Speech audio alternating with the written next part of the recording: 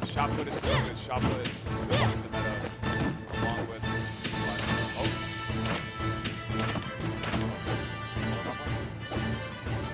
Jab. Long stage, someone's controller is messed up. Seriously?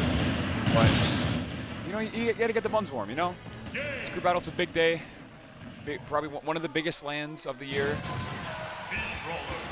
It's a great first win for Purdue Fort Worth. Oh, I like the icons there. Okay. Hey guys, welcome back.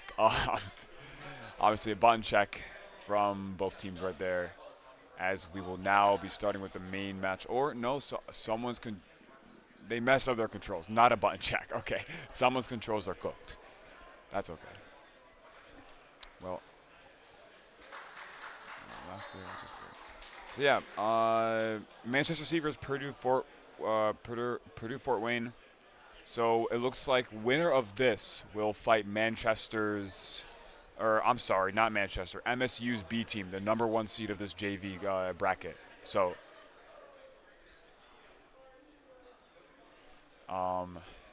very, very much excited to be commentating at least this set. I don't know. I just kind of was walking around. I saw an open commentator table. Oh, Diego, you want to do comms with me? All right, come on, let's go. Welcome, Diego Echo Fire, to the commentary. Hello, Mr. Tristan Trisket. Welcome, Diego. Nice to be here. So, Nice to be give me here. a bit of a rundown of what's happening So, so far. this is, I think, the first match of the JV bracket. Oh, okay. This is Manchester C team versus Purdue Fort Worth. Okay. And the winner plays MSU B team. Oh, nice.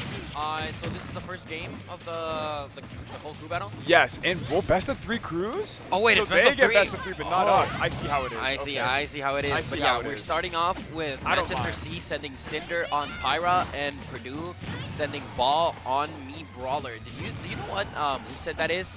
'Cause Yes, it is 1, 2, 3, 2. So that's Okay, I see the kick, the uppercut. the I normal think stuff is just shot put and burning drop kick for the side B. okay. Wow. Ooh, almost barely misses that F smash. And then is the down B the flip kick? Yeah. Okay, flip kick. Flip kick, drop kick. All right, got it. So we're starting off here, Tristan. Ooh, nice side B from Ball to get back onto the stage. Misses the dash attack. Now, just looking at Another this backer matchup, send him to the other end of the stage. This matchup's definitely a little hard for Brawl. I can definitely tell. I would imagine that anything with a destroy would do good against Brawler, but Ball avoiding that. Oh, I imagine that could have been an up out of shield that would have gotten the kill. I was Grimbo with the waiting dash for- attack wow. reads the air dodge, Cinder. and Grimbo takes the first stock of the crew battle. Manchester C gets first blood, barely Wow. misses the shock put. Oh, the F throw. The F throw is going to kill. Going to take it. Okay. Ball even immediately here. evening it up. Ball is showing us his ball knowledge as he continues to take these stocks, and that's The foresight on the Wow. up tilt. That is unfortunate. Now just throwing out dash attacks. You know, it's a little hard to get the combo started because you need, as Brawler, you need a nair, you need like falling up or something, and it's hard to get in. Especially against Mithra, because also she can foresight out of a lot of your combos, like we Yep. saw with the op tilt, with the backer right there. Oh, good flip kick to get out of the bad position. Good parry. Wow, Another these dash back F F tilt is just going to work. Pyra, that is her specialty. Microspacing. Wow. Very well played from Cinder right now, avoiding Ball. Ball, getting his good hits in. Ooh, Ball is able to get in. Good Ball F tilt. is The loving- up air, the up uh-oh. air. Is it? Oh, the up B Not doesn't enough. kill. I think he could have been able to up air one more time before getting the up air. Maybe that Oh, could have killed. wow. Grimbo with Call the out. with the down air, tries to call out and No- air dodge with the no up one smash, on but the misses phone, it. no one on Gets the another down air. Fishing for down air. Ooh, Yeah, good the dash attack from Ball. Such a good move from I'm always Brawler. surprised at how long that move lasts. The shock put. Can we Is that get gonna a be it? 3P? No, The 3P. but Ooh, barely making it back. This is the second shock put that Ball barely misses against Mithra's recovery. Ooh, the F smash misses. Oh, Good really grab good from grab. Ball. The F throw throws out the shock put, misses. No wonder Ball runs into Oh, the up smash misses. However, Grimbo.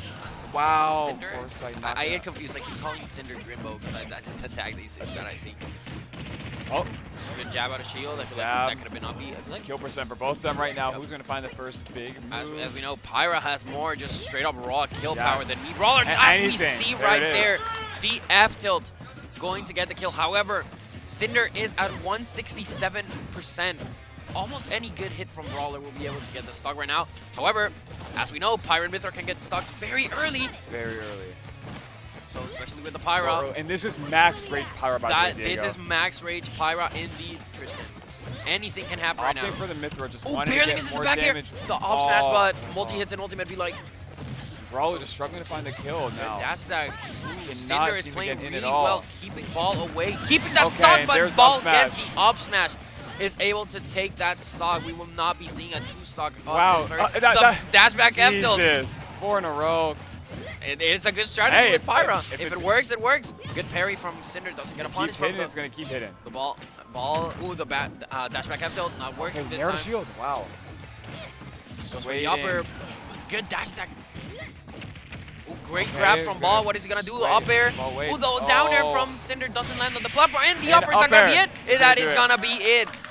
Gets the up Cinder. air as Ball was trying to side B away from danger. Well done from Cinder. Giving, I think it was Purdue, right? Yes. Yeah, giving Purdue Fort Wayne. C team. No. Manchester C team the lead on this crew battle. And what a good first game. So many, like, we saw the dash back forward tilts. We saw all of the Mithra combos. It's It looks like they really got their game plan down. Agreed. Those dash back F tilts seem to be very effective, especially against a character like Brawler. Yeah, we will see who Purdue FW will counterpick now. It seems like their player is up there, but I don't know what character they're gonna be playing. Unaware. So now we see a top tier on the table. What character do you respond with? Let's see. Yeah, you see a Pyra and Mithra. What do you send against that? Please do not show me like Kirby.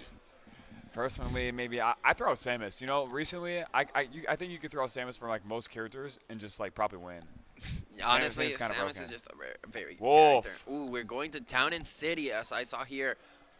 Is it gonna be Roy? It might be Roy. I think it was Wolf. Lucina. We are seeing a Lucina as a counterpick Oh, for I'm the looking Pyra at the and wrong Mithra. feed. Oh yeah, you're looking at the This guy is looking at the side stream.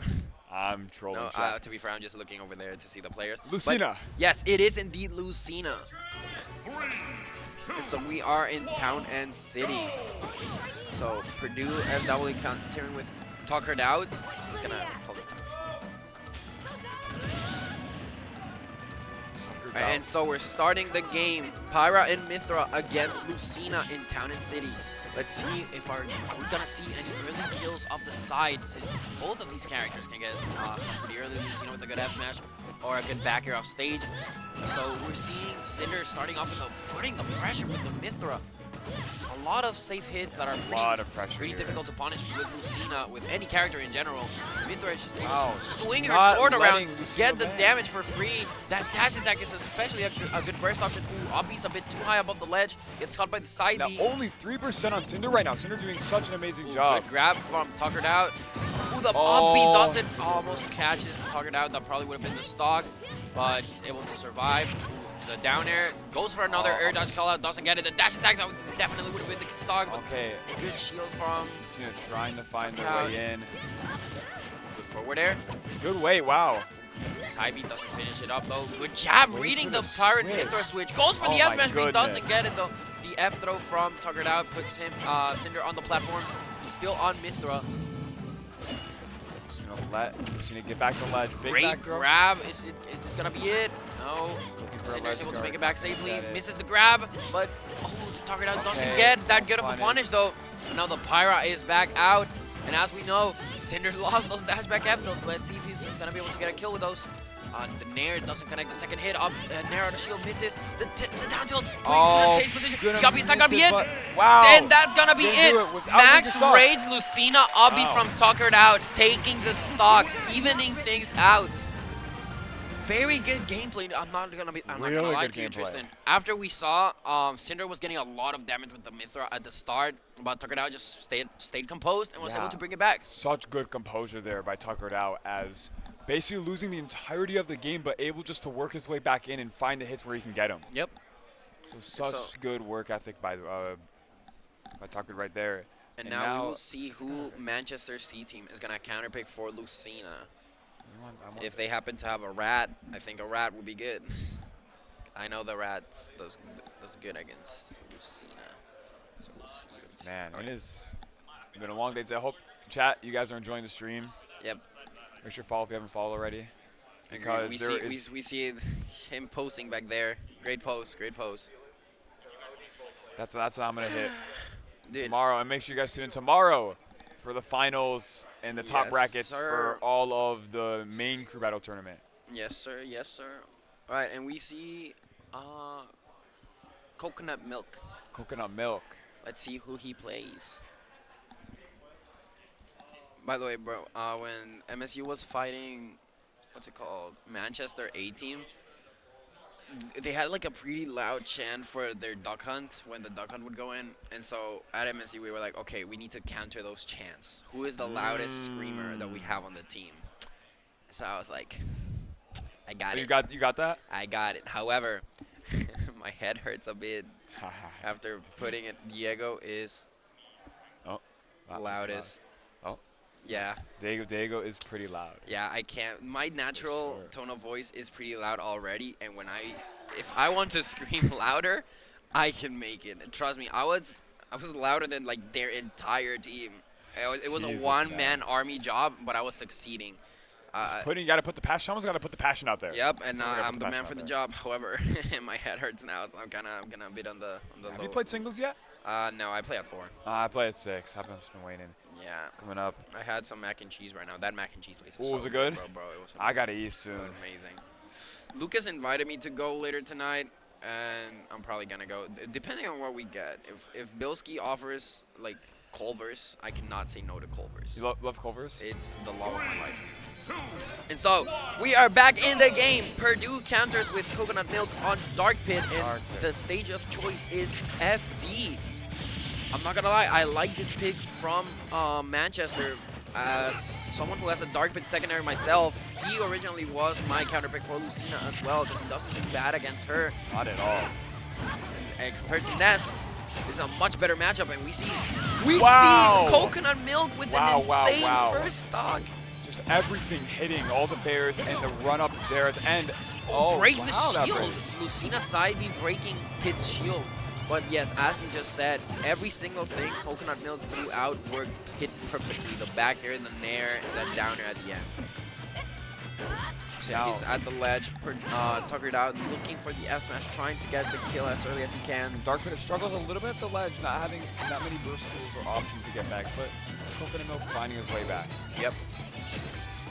And that neutral, that arrow is so important in neutral. It just stops anything your opponent wants, throw out a couple arrows, and it messes up their entire like flow in neutral. Agreed, and I think against Lucina, Dark Pit's arrow, it's gonna be more efficient than regular Pit's arrow. Definitely. And also killing off the side is gonna be much more important than sending him to the top. Yeah, Oh, misses, wow. misses the last hit of Lucina's side I can't B. believe that grabbed him. Target out 1 needs to find this kill as early as possible. Oh. Barely misses the F smash. Didn't hit. He needs to find this kill as early as he can so that Coconut Milk is not able to get too much extra credit for the Yeah. next stock. Don't want backer to The start killing uppy rage. reads the jump, but it was the sour spot of the uppy, so Okay, it's guys. not going to kill. And Coconut Milk gets back on Ah. stage, reads the roll, but doesn't do the right punish. Good forward air. Ooh. Target out looking for the kill. Ooh, the Wow. F smash! And Only base the first misses! That is so unfortunate. Got the first hit of the F smash, which I don't think he would have killed, but it would have put Tucker out in a very definitely. bad position. Being off stage against Dark Pit is not something you like to see. The arrow, great arrow snipe, is not gonna go off stage. He's gonna stay on. The down smash, shield from Waiting. Tucker out to avoid the down smash. 172% right now on Coconut Milk as he's It's a side B in out neutral. of ledge. The Terry special. Wow. Okay, Lucina just cannot find the kill right now. But there Great it is. back air from Tuckered out, going underneath the arrow, making use of the fact that Coconut Milk was going to be so much lag from the arrow to just go in there and swing that back air. Boom! Carry Big into F smash. the F smash from Coconut Milk. Coconut Milk. Great punish. He's sipping on it right now.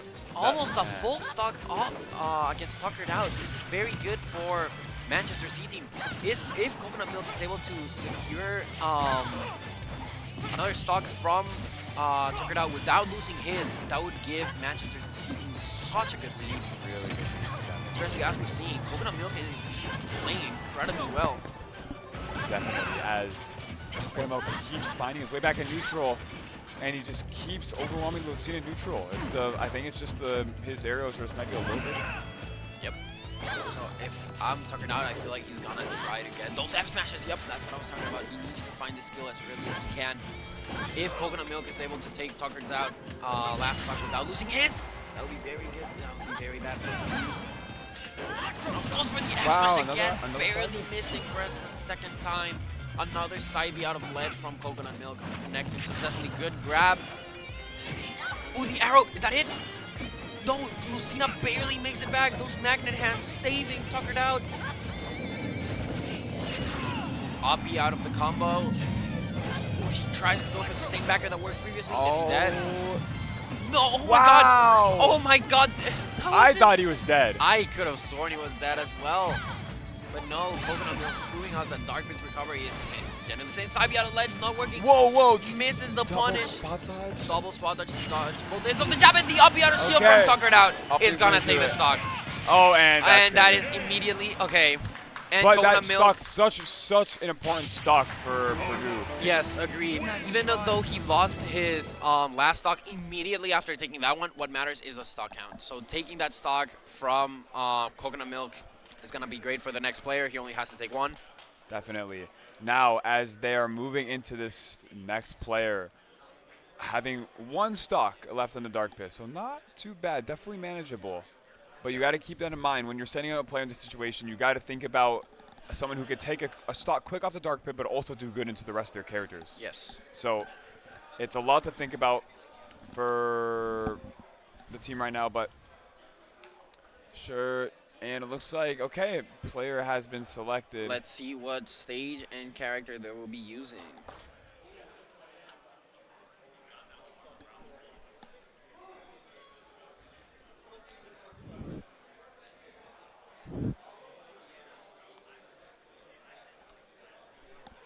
So let's see. It seems like they just picked Hollow Bastion as the stage. Okay. So we'll see what character is gonna be. I actually cannot see. It looks like Mario. It is Mario. It is the man, Mr. Video Game himself. Mr. Jumpman.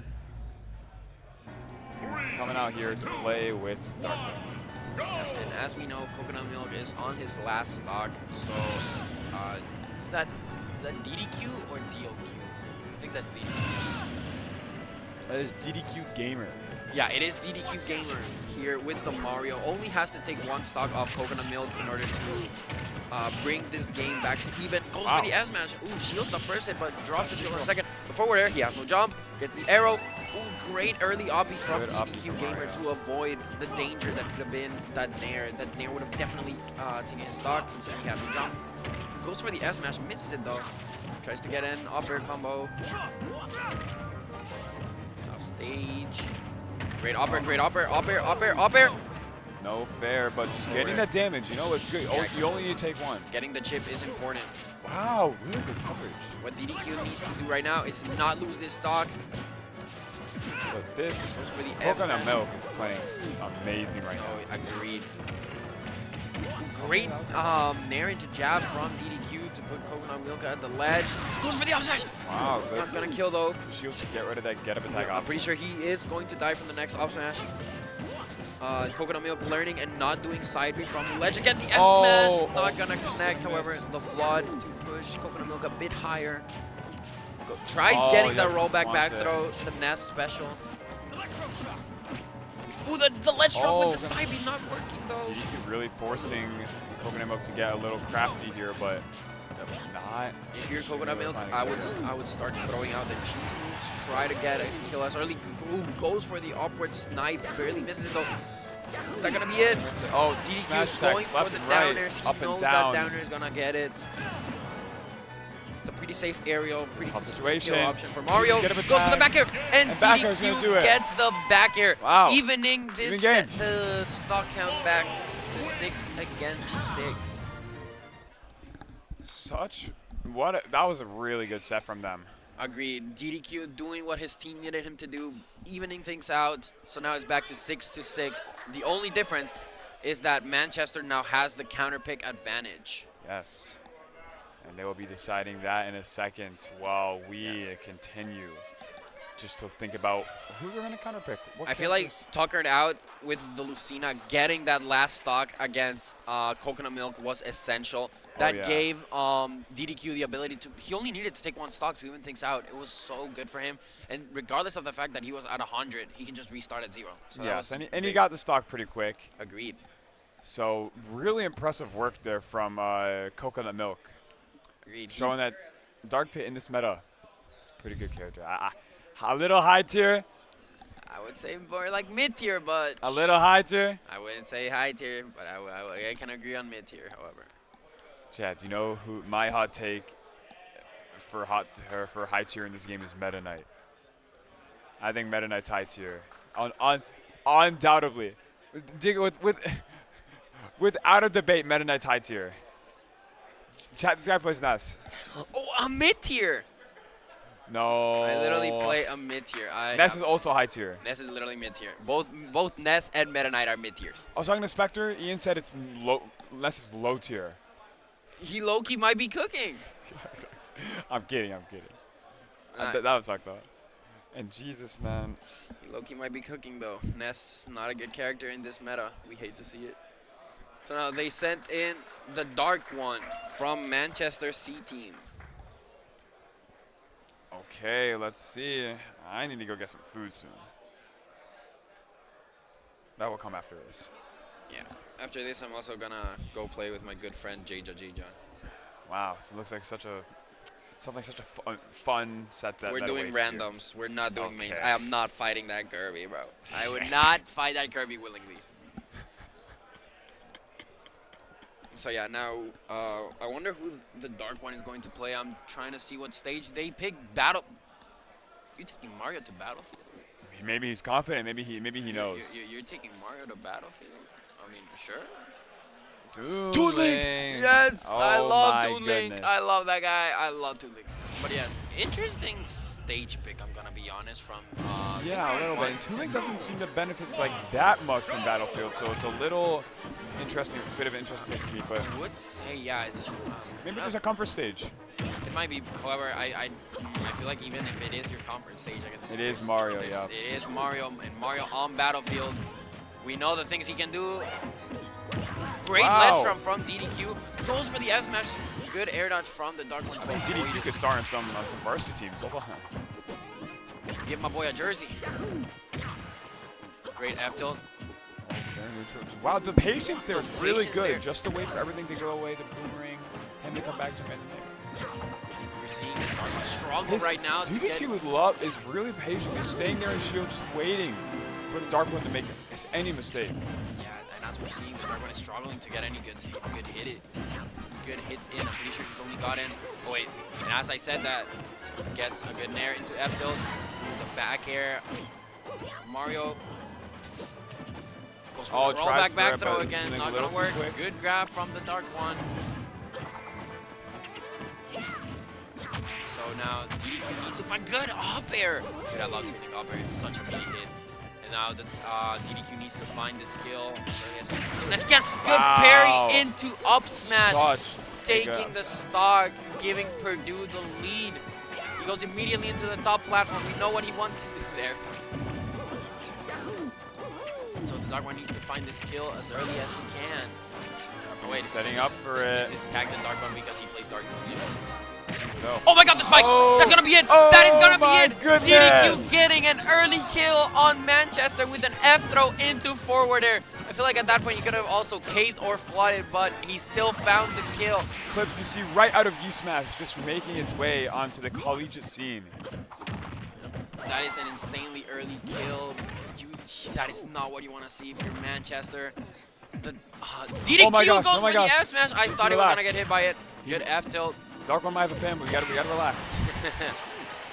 Oh, he's just throwing it out now. DDQ is playing incredibly well. He's not letting the Dark One get a kill. Oh, back throw here. Not gonna be enough. Not gonna kill. Tooling back throw is strong, but not that strong.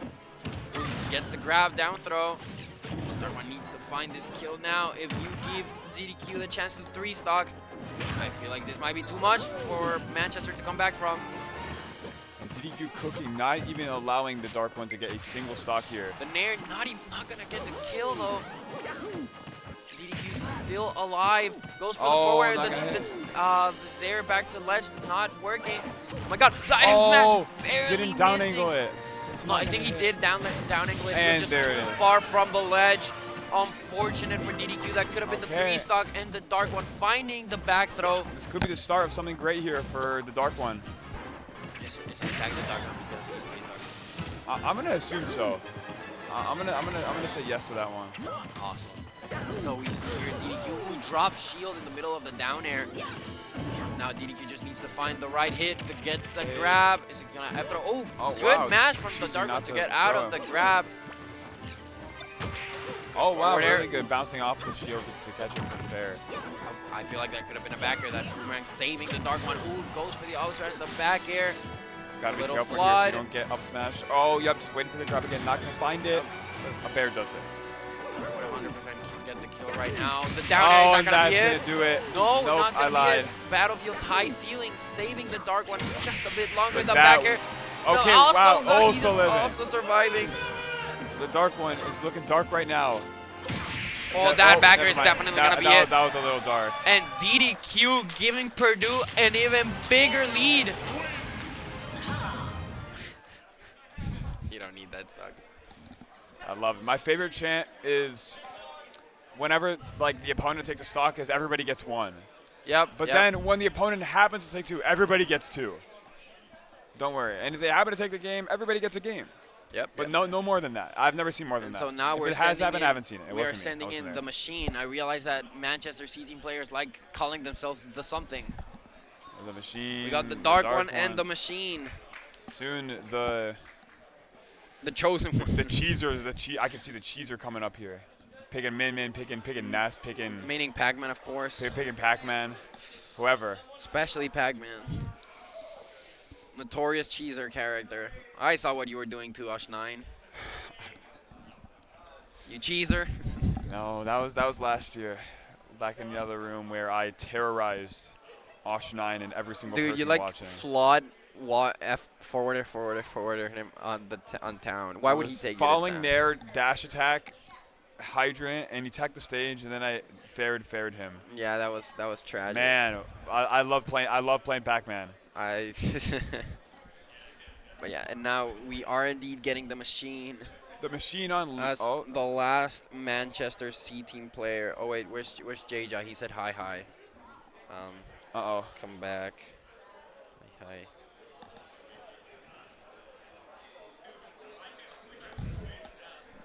Hey Jesse.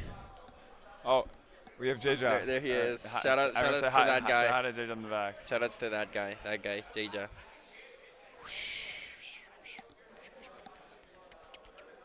That guy. Oh, Jaja's stripping for us. Wow, not the place. Come on. Keep it PG. All right, bro. It seems like we're having some controller issues. Maybe people not disconnecting their pro controllers. Disconnect your controller, guys. Guys, that is a TO's biggest nightmare when it's game 5 last hit and someone happens to hit the home button on a third controller. Oh no, bro! And they're in the middle of a Luigi combo. So there's 2 ways to fix this. We force every single player to get a GameCube controller. We don't do that. So that's option 1. We don't do that. Or option 2 is people start disconnecting their controllers. I prefer option 2 because I am some hot garbage with GameCube. Is that me, Sword Fighter? Oh, it is. It is indeed me, Sword Fighter. Oh, it seems like maybe he doesn't have his preferred moveset. No, there he is. It's 2-2-3-3. I have no clue which one that is. Me neither. I just never. I only know Brawler's movesets. I never cared about learning me, Sword Fighter movesets. But we will find out, and we're going to Hollow Bastion. The machine. The machine. He's turning himself on. The machine's on. Let's see what moves. Okay, it's the little shuriken. It's let's see what other moves does he have. Okay, DDQ missing the beginning combo from Mario. Okay, it's the side B. It's the purple swing. Oh. Good up air, getting some. The up air ladders. Getting some good shit here. He's shurikens DDQ reflecting the keep hitting. shuriken. Oh, Good. bang. Great ledge trump. Is he dead? No, he makes it back. He has the kill super early up B. So the machine trying to get away from DDQ, but he's rushing him in. Ooh, that's the down B. It is that forward swing. Look at fast move. All right, who gets the little fireball down there? Did the shuriken just get eaten by the platform? God. I think the shuriken just got eaten by the platform. So we see DDQ trying to find the kill right now to give Purdue an even bigger lead. But for the back air, misses it. Go on, send him to the other ledge. The machine is not able to run. DDQ going again for the classic rollback back throw. DDQ wants to find this really kill struggling it as soon as he can. find this Great kill. nair, get off me. Oh, that the burst. forward thrust. That is the definition of a burst option. Literally Yep. bursting at the opponent. Oh, the F tilt. Oh, Oh, gonna barely barely missed it again. misses. Not be Reflect. a high success rate with these like roll behind grabs. Hey, it's eventually gonna work. Hey, keep that. That's my motto. If you keep F smashing, you might just hit it, or you keep doing something. It's not. Work. What is it like?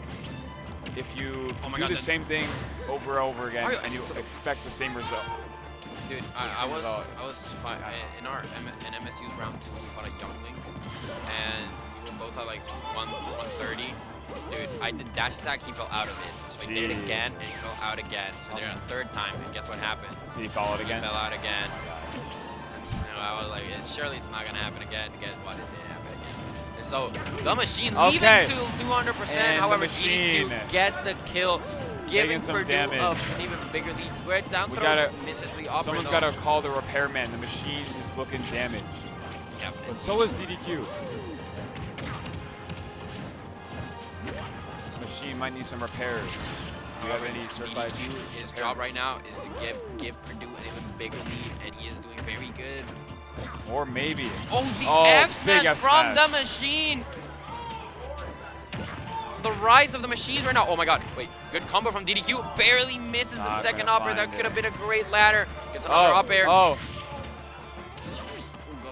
We're back. Ooh, Oh, the forward air. oh, Gold oh. tries getting the double dunk. DDQ is mashing on him right now, and it's working. You love to see it. It's working very great indeed. Goes for Oh, the there it ledge is. trump. Wow. Barely doesn't kill. And he's gonna live. Even though his rollback back throws have not been consistent, his ledge trumps have been. I don't think he's only missed one, if I'm not mistaken. It was the first attempt he did at the ledge trump. He hasn't missed any other. DDQ is really putting the pressure on Manchester Blood. City right now. Great Okay, grab getting from some the damage. machine. Oh, Ooh, that's double big up air. damage. That's big damage. The up smash Okay, from up smash. DDQ. It is the last stock scenario here for Manchester City. Manchester has one more stock left this crew battle. Can the machine make the comeback, or will DDQ give them an early victory? Purdue, they're just such a strong team. Reed The and last player might DDQ. just be able to take a break. Up, Oh, up big reach. F smash though. For a good F smash from the machine, sending him to the edge of the stage. The shuriken, get the little chip in. DDQ tries getting the cape, tries for going for the early cheese. Upper's not gonna hit. Good shuriken, a little chip. Oh, Forward air that's tries, not gonna hit. calling out a jump, maybe good back air to shield. Goes for There the it ledge is. trumps, I'm telling you, his ledge trumps are. Oh, my another God. Wait, bear. is that it? He has no jump. Oh, Barely not gonna makes hit. it back. Great side B from the machine to push DDQ away. He tried going for the cape. Oh, Barely missed. oh, there's not gonna The hit. get off B, down B. Seeing what happens. Wow. It The is machine needs to so find the down close. throw. Is that gonna be it? It's gonna be That is it. gonna be it. DDQ Wow. losing his last stock. However, he did more than enough for Purdue. He got them an amazing lead. A big lead here, and now Purdue only needs to set. They're on their last player, and they only need to take one more stock in order to secure their victory. so Manchester's got a little bit of thinking to do, a little bit of thinking. Yep, we will Seeing see what they can who do. they'll send.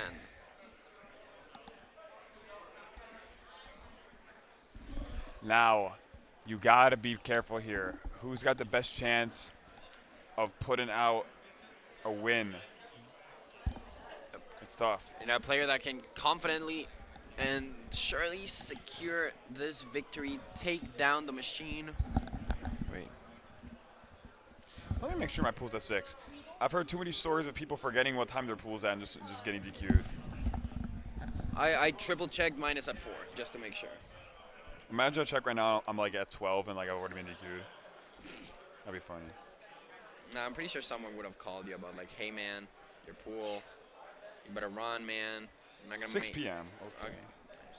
Let's take a look how our good friend Nat79 is doing. However, that is in a different time zone. Your pool is actually in 2 minutes. No. So get over there. Let's see how our very good friend Nat79. It hasn't started yet. Is this not at? Oh no, I think Nat plays at 4, or does he play at 2? That was at 2. Let me check. Look up for Nat79. Oh, it looks like they have just started. Oh, they just started? Okay. Has he won his first set? It hasn't started yet. But it looks like he'll be fine. And Anyways, they're sending Weedle. Weedle on Incineroar. Imagine they On put Weedle in Town Smash. and City. Actually, yeah, put Weedle in Smash. I would make now. I'm dropping this. So Weedle needs to take just 1 stock to give Purdue the win. Ooh, he starts off strong. Okay, good big damage. Ooh, barely missing the upper. The downer And cancels. okay, Oh my Weedle's God, already he's done enough starting damage. with the pressure. Not only that, it's Incineroar on Town. We know how early that side B will kill. The machine doesn't want to give up, however. He wants Manchester to get the win on their first set. It would be very important first win. You never want to be front star trying to win from behind. Never a fun experience. Uh-oh. Revenge. Great side B from the Revenge. machine, pulling Weedle away from him. Weedle on the ledge. The bear. Oh, Oh, that is big a lot damage. of damage. 50% in How just long one side B. can the machine stay This turned is on not for? what you want to see if you're the machine. You're taking way too much damage. Weedle's about to cut the power. The machine's going to start having some malfunctions in a little bit. Oh, And Big the Bear. forwarder is gonna be He's going to it. do it. And Weedle giving Purdue the win on the best of 3. What? A good win. Purdue is now starting up 1-0. Very good set. Also, we might need new commentators. Yes, 'cause I'm also about to go. Starting to hurt a little bit, so we might need new commentators. Let me see. Jacob, you wanna commentate? Like my throat hurts and I don't wanna commentate anymore. And I'm about to go eat. Yourself. Not me. There's nobody else. Can you like call one of your best friends to commentate with them? I promise you don't want to see that. Dude, I can't commentate anymore. I was screaming it too. Yeah, it's B side. Well, thank you, chat. It's one best of 3 left. No, it's one set left. But Yeah. keep watching. It's Manchester C team versus Purdue There is still game 2 FW. and possibly game 3. All right, see ya, Jacob. I have been Trisket, I've been Echo Fire. and we'll see you guys later. But just us. The stream's still going. Yeah. See you. Stick around for game 2. I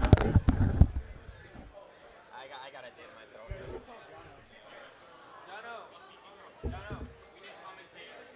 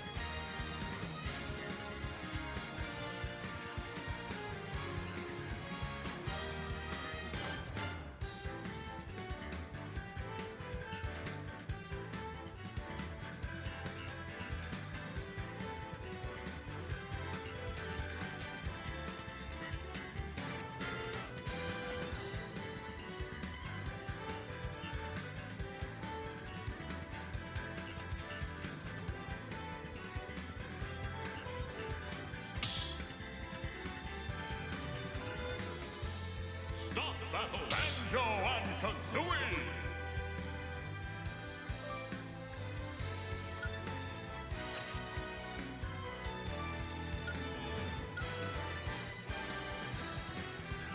Incineroar.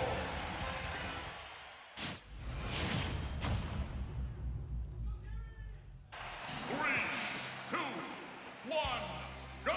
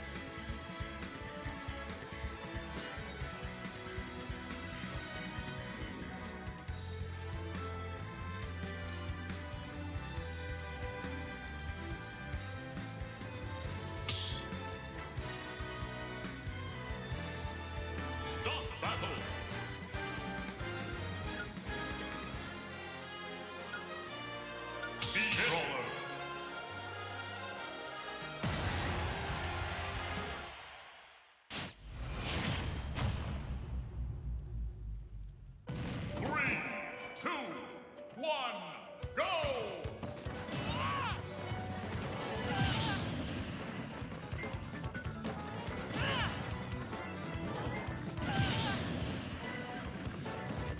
Is that all you got?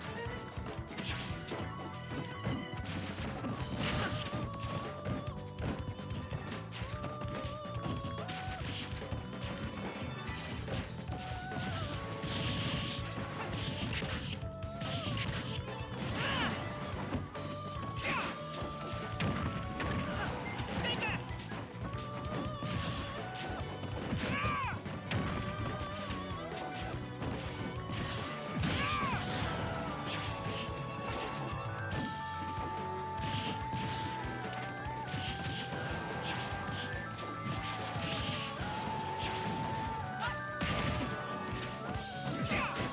Stay back!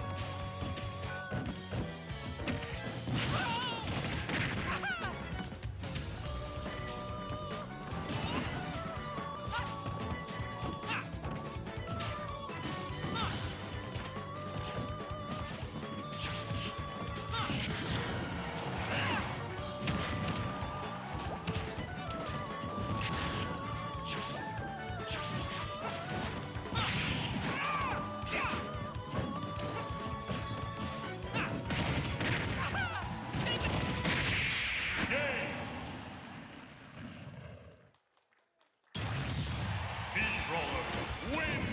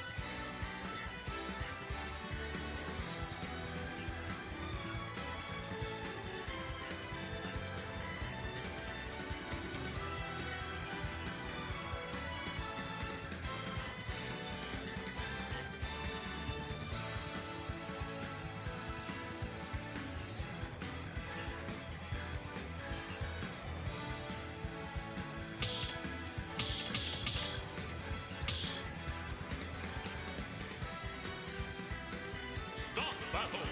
Speedroller! Beat Sword Fighter!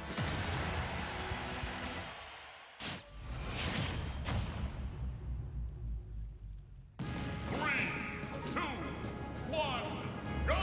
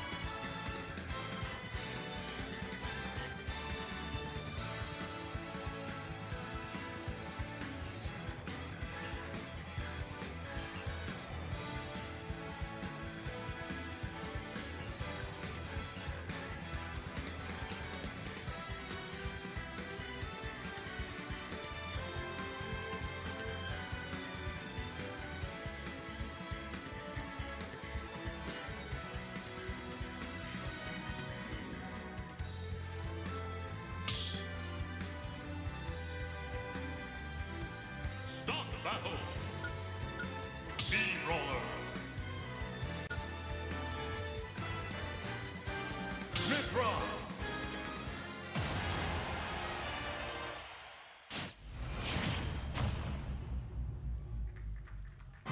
Three, two, one, go! Prepare yourself. Think you can take me? Come on, Mithra!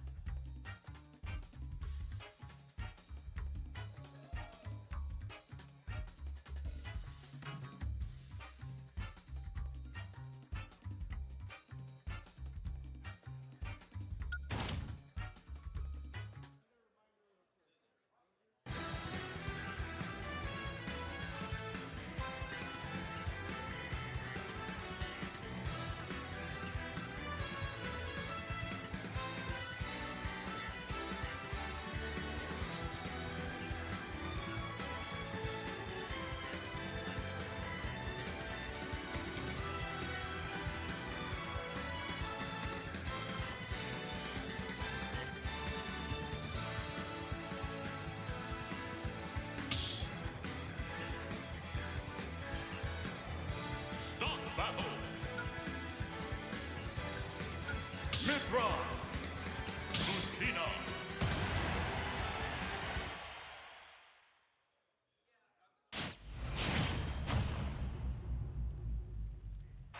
Three, two, one, go! I cannot lose. I cannot lose. I cannot lose. I cannot lose. Who's on edge? I cannot lose. I cannot lose. I cannot lose. I cannot lose.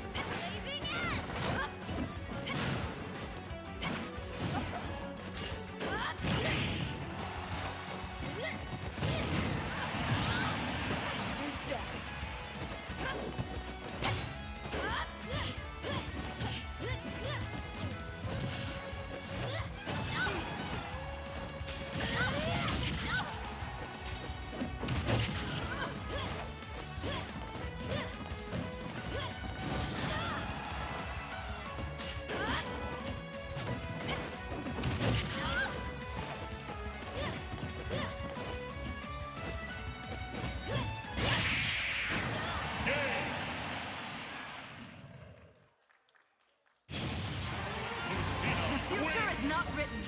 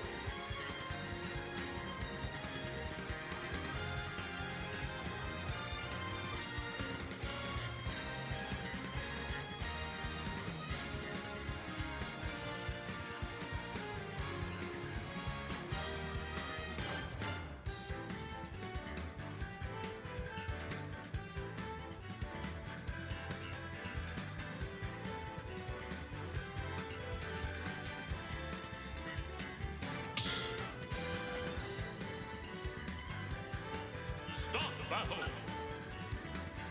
Lucina. Team sword fight.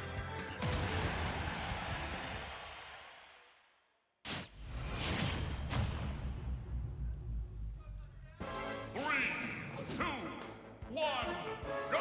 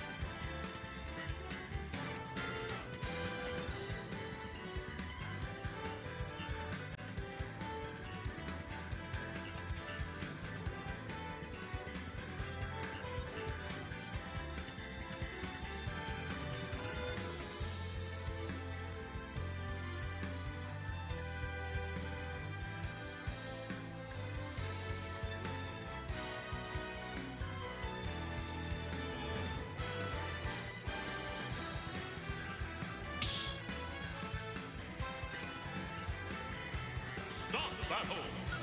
Need sword fight.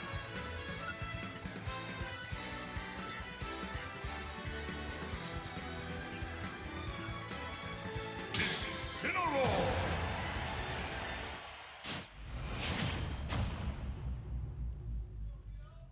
3, 2, 1, go!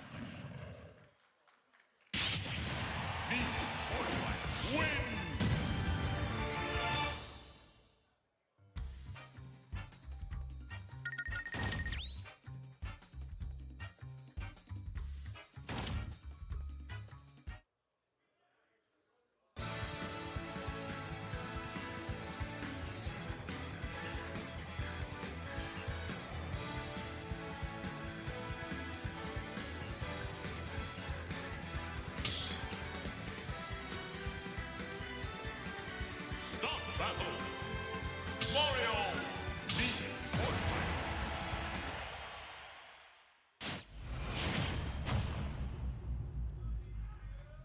Three, two, one, go!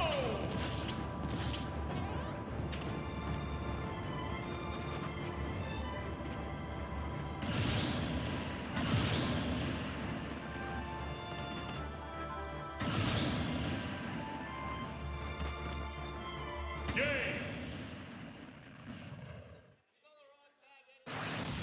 Need sword fight. Win!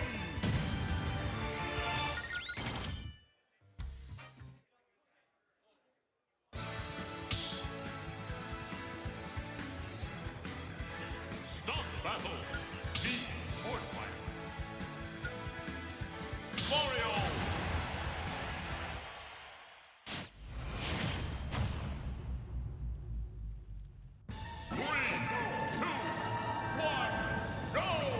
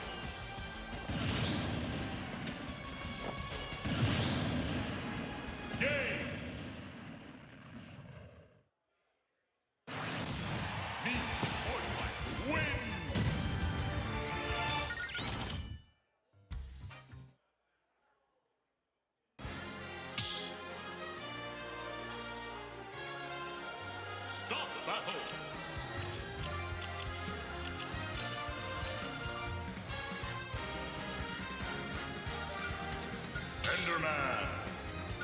The sword fighter.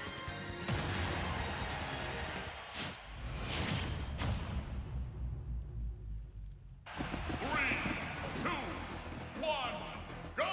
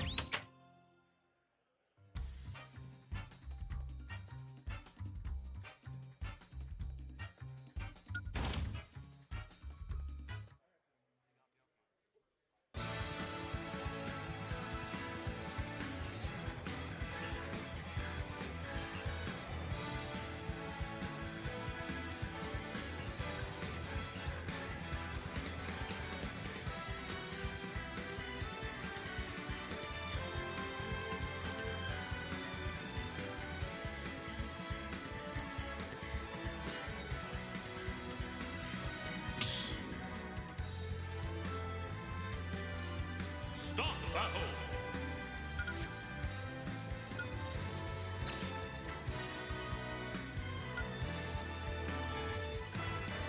Enderman.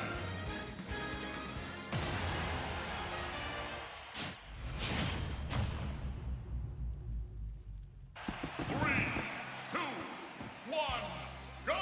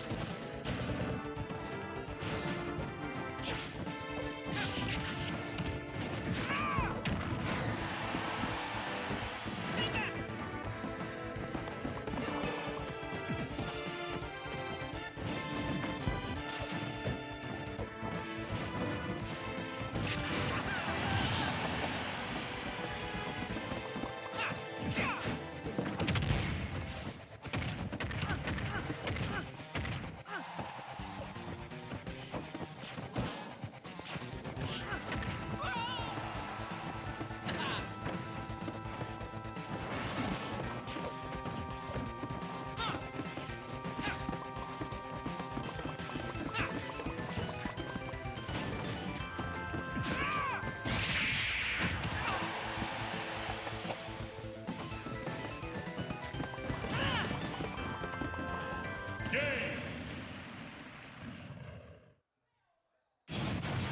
Enderman wins.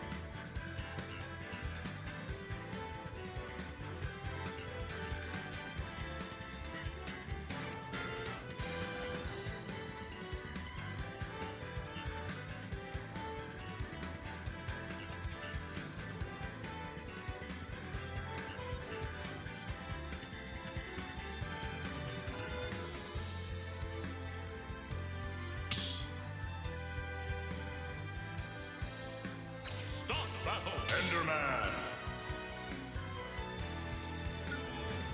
Banjo and Kazooie.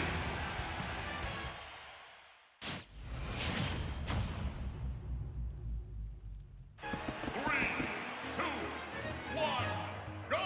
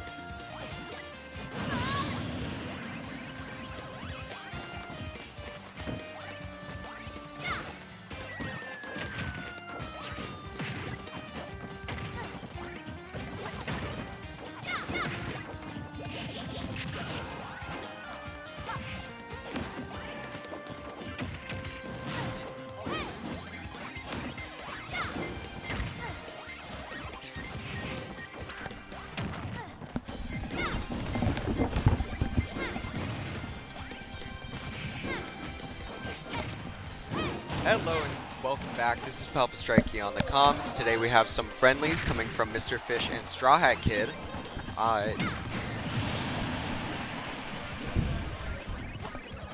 Straw Hat Kid charging up to a Bell, which is interesting because usually you see a lot of Apple from them in the early stocks. Getting that F smash wall off a ledge. Pac-Man just trying to find his footing. Keeping out, walling Min Min in this current state of the game. Min Min trying to find her. Looks like she's trying to find her way in, attempting to reflect the Galaga. Pac-Man getting a huge hit off of Galaga, continuing the combo, continuing disadvantage for Min Min, and that's it. Yep. Straw Hat Kid wins this game of friendlies against Min Min.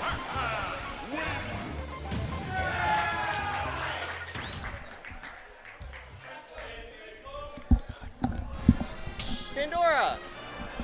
Where is this in bracket? I didn't know you guys were still playing.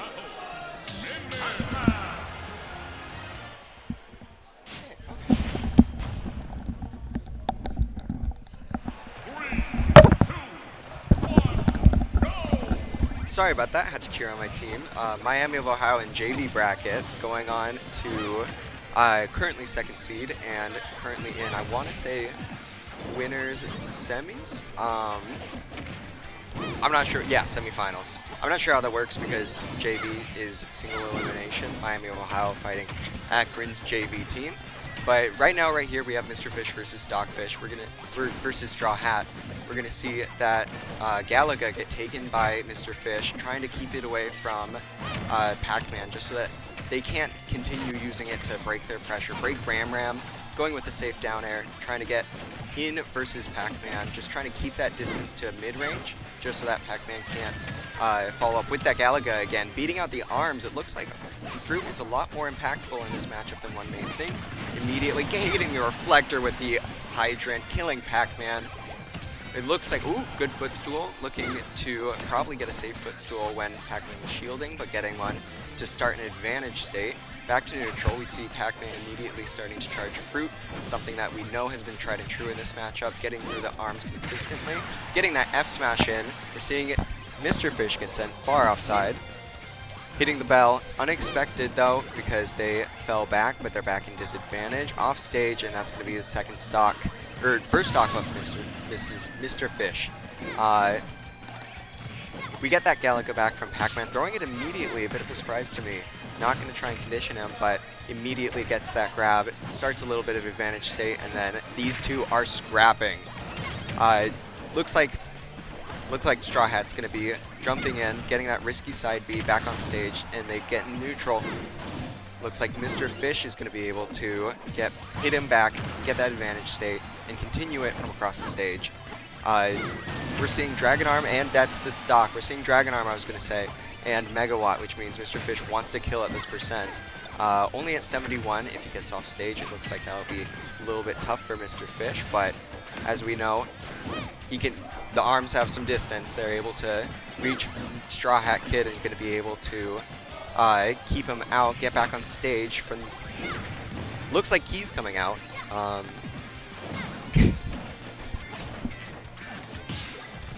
Alright, still in neutral. We're seeing a Ram Ram Dragon Arm out here, which is pretty interesting, just trying to control that grounded and aerial state. We're going to see the Megawatt and Dragon Arm come back out, hit him with an air, try and get a bit more of an advantage state started. Pac-Man stuck at ledge, which Mr. Fish was attempting to take advantage of, still holding a lot of space, reflecting the Galactica, and Mr. Fish is getting hit by the down air from Pac-Man in disadvantage. Getting sniped by that Fruit, gonna lose the second stock, and it looks like we're back at neutral. And that's the game. Getting hit by a Hydrant, Min Min is able to send that in an angle that she usually isn't able to challenge, but in this specific situation, hitting the Hydrant secures the kill. How are we doing? Down one? How many stocks? 3-2? Okay. And we're sending in Camaraderie versus Jiggler. Okay. Awesome. Coming in on another hot game, we're going to see, again, Pac-Man versus Min Min, to those who haven't been around. Pac-Man gonna try and get some early damage by going in, scrapping really hard as most of his combo tools start off from a fair or nair. We're gonna see the hydrant come down, Min Min getting a bit of damage on it. Next hit likely is going to pop it, but no, dash attack off the hydrant water is gonna start his advantage state and bring Mr. Fish off stage. Looks like Mr. Fish is able to get out with a safe dash attack, but really risking it all trying to continue their advantage state. Pac-Man not able to get in, able to get in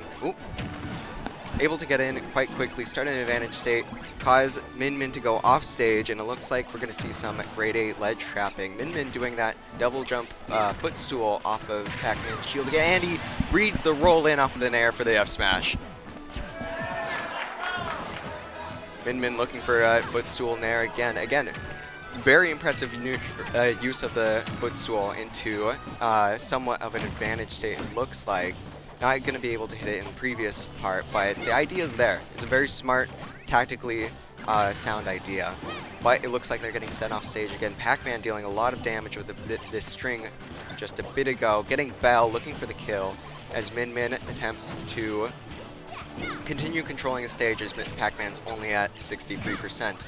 Getting the reflector off, gonna damage Hydrant a bit. Again, trying to pressure that range where Pac-Man maybe won't be expecting it. Getting the grab, forcing him to ledge, and Pac-Man is trying to get back. He's trying to get that pressure in, trying to get close. Min Min getting hit by a few Galacticas, nothing too bad. They're already at kill percent, nothing too. Oh, and at 2 frames.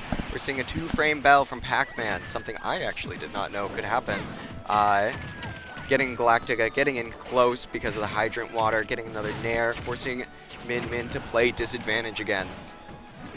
Min Min hitting the up smash, not quite what she needs yet for the kill, but it looks like she has a Hydrant to play with, and Pac-Man at the Pac-Man off stage. She's going for a Ram, trying to go deep for it. Pac-Man able to make it back with that incredible recovery, hitting the Nair, not quite it. Straw Hat Kid expecting that sort of DI. Looks like it's just standard ledge trap. There we go. Gets the Dragon F-tilt poke. We're seeing Pac-Man in again. Quite the dangerous game state for Mr. Fish. Just trying to get back to stage safe as they're forced to confront Pac-Man. Oh, and they get stage back with a nice roll in. But Min Min trying to stay out of this advantage primarily because not because they think they'll get edge guarded, though it has happened in the past, but because Min Min doesn't want to have to deal with those close quarters options that Pac-Man has. A safe nair or a safe fair is going to be it would be detrimental to any Min Min stock at any percent. Getting the F smash with Megawatt, Pac-Man gets sent flying at early percents. I think that was 60. He ended at like 93, something like that. Pac-Man jumping around, try and see if they can get that jump in Nair again, as we saw previously. Gets it, gets that jump in Nair, and then... Hi. I'm so sorry. I'm trying to learn comms right now, if you want to hop in. Yeah, this is just friendlies. Zamo, I was commentating with Zamo earlier. Am I being really loud?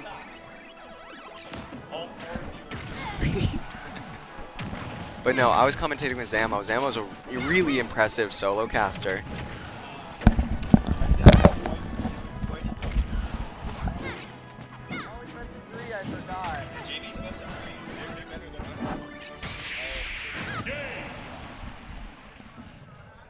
Wait, no, are you hopping on?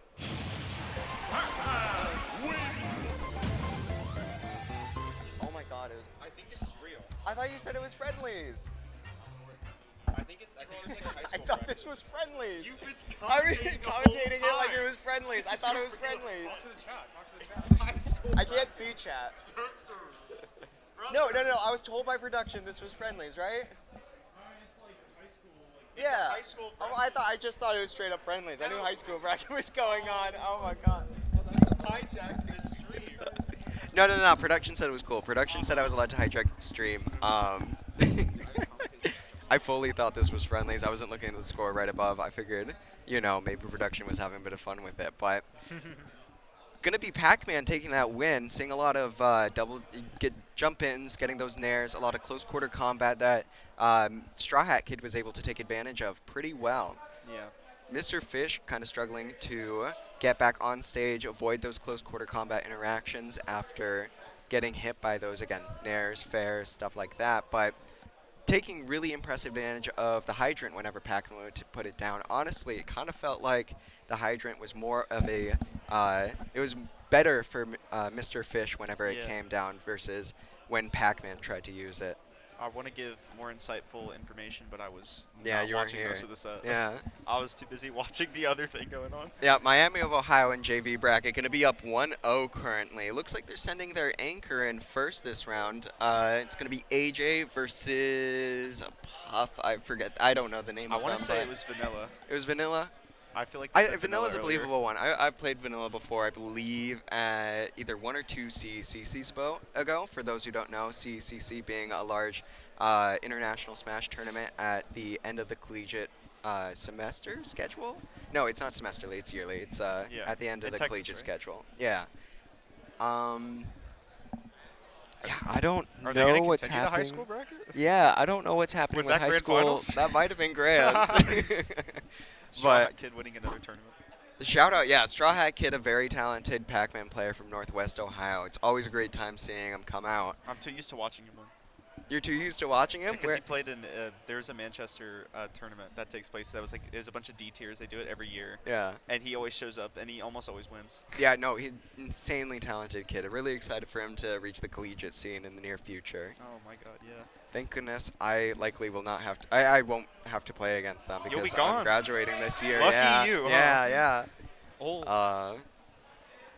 Shoot, how does Sonic do into Pac-Man? What's your thoughts on that? Sonic Pac-Man. It's very volatile. Like, obviously, Sonic kind of, both characters kind of have a struggle to kill, but like Right. Sonic trying to kill kind of leads to Pac-Man getting like bell setups, which means that Right. Pac-Man gets a slightly easier time killing. Right.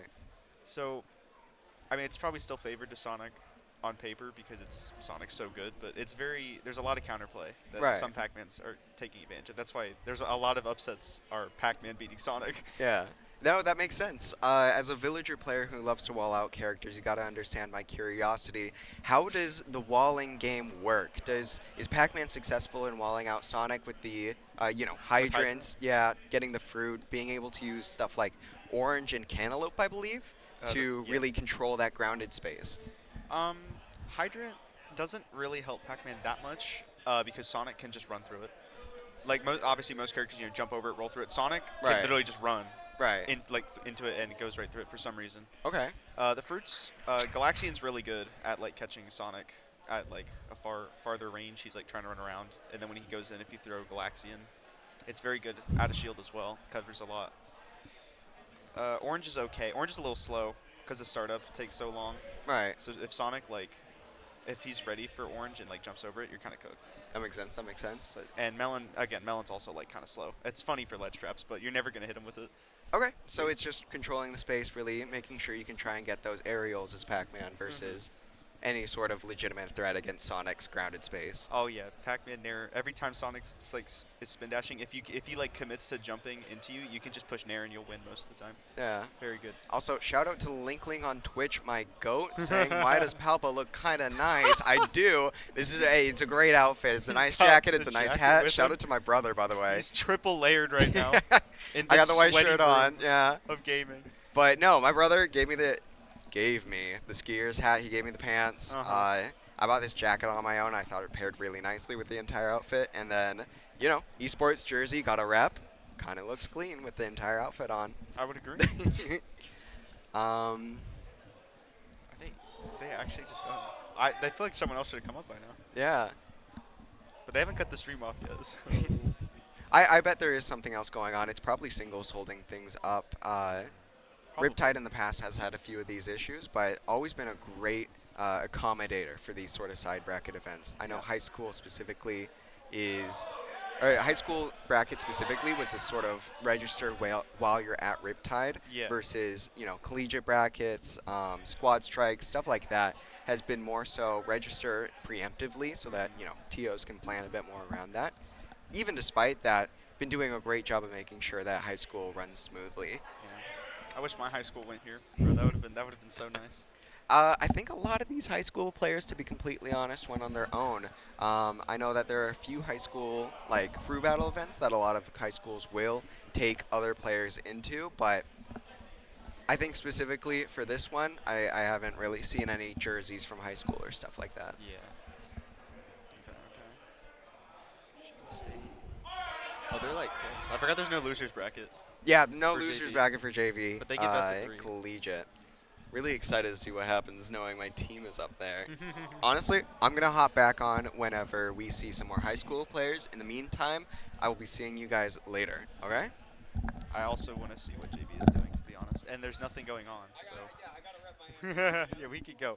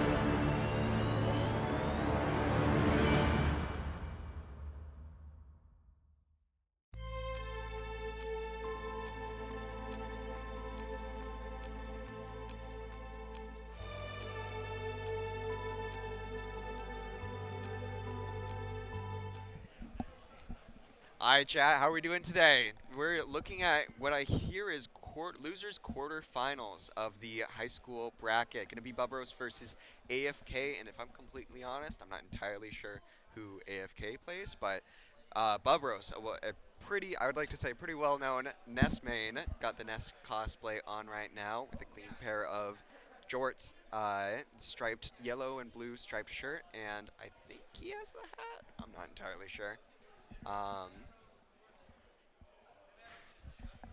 Do we know who the other character is? Do we know who the other character is? No idea? Alright. I'm going to let them play it out whenever they happen to select the characters, try and figure out how this matchup would go.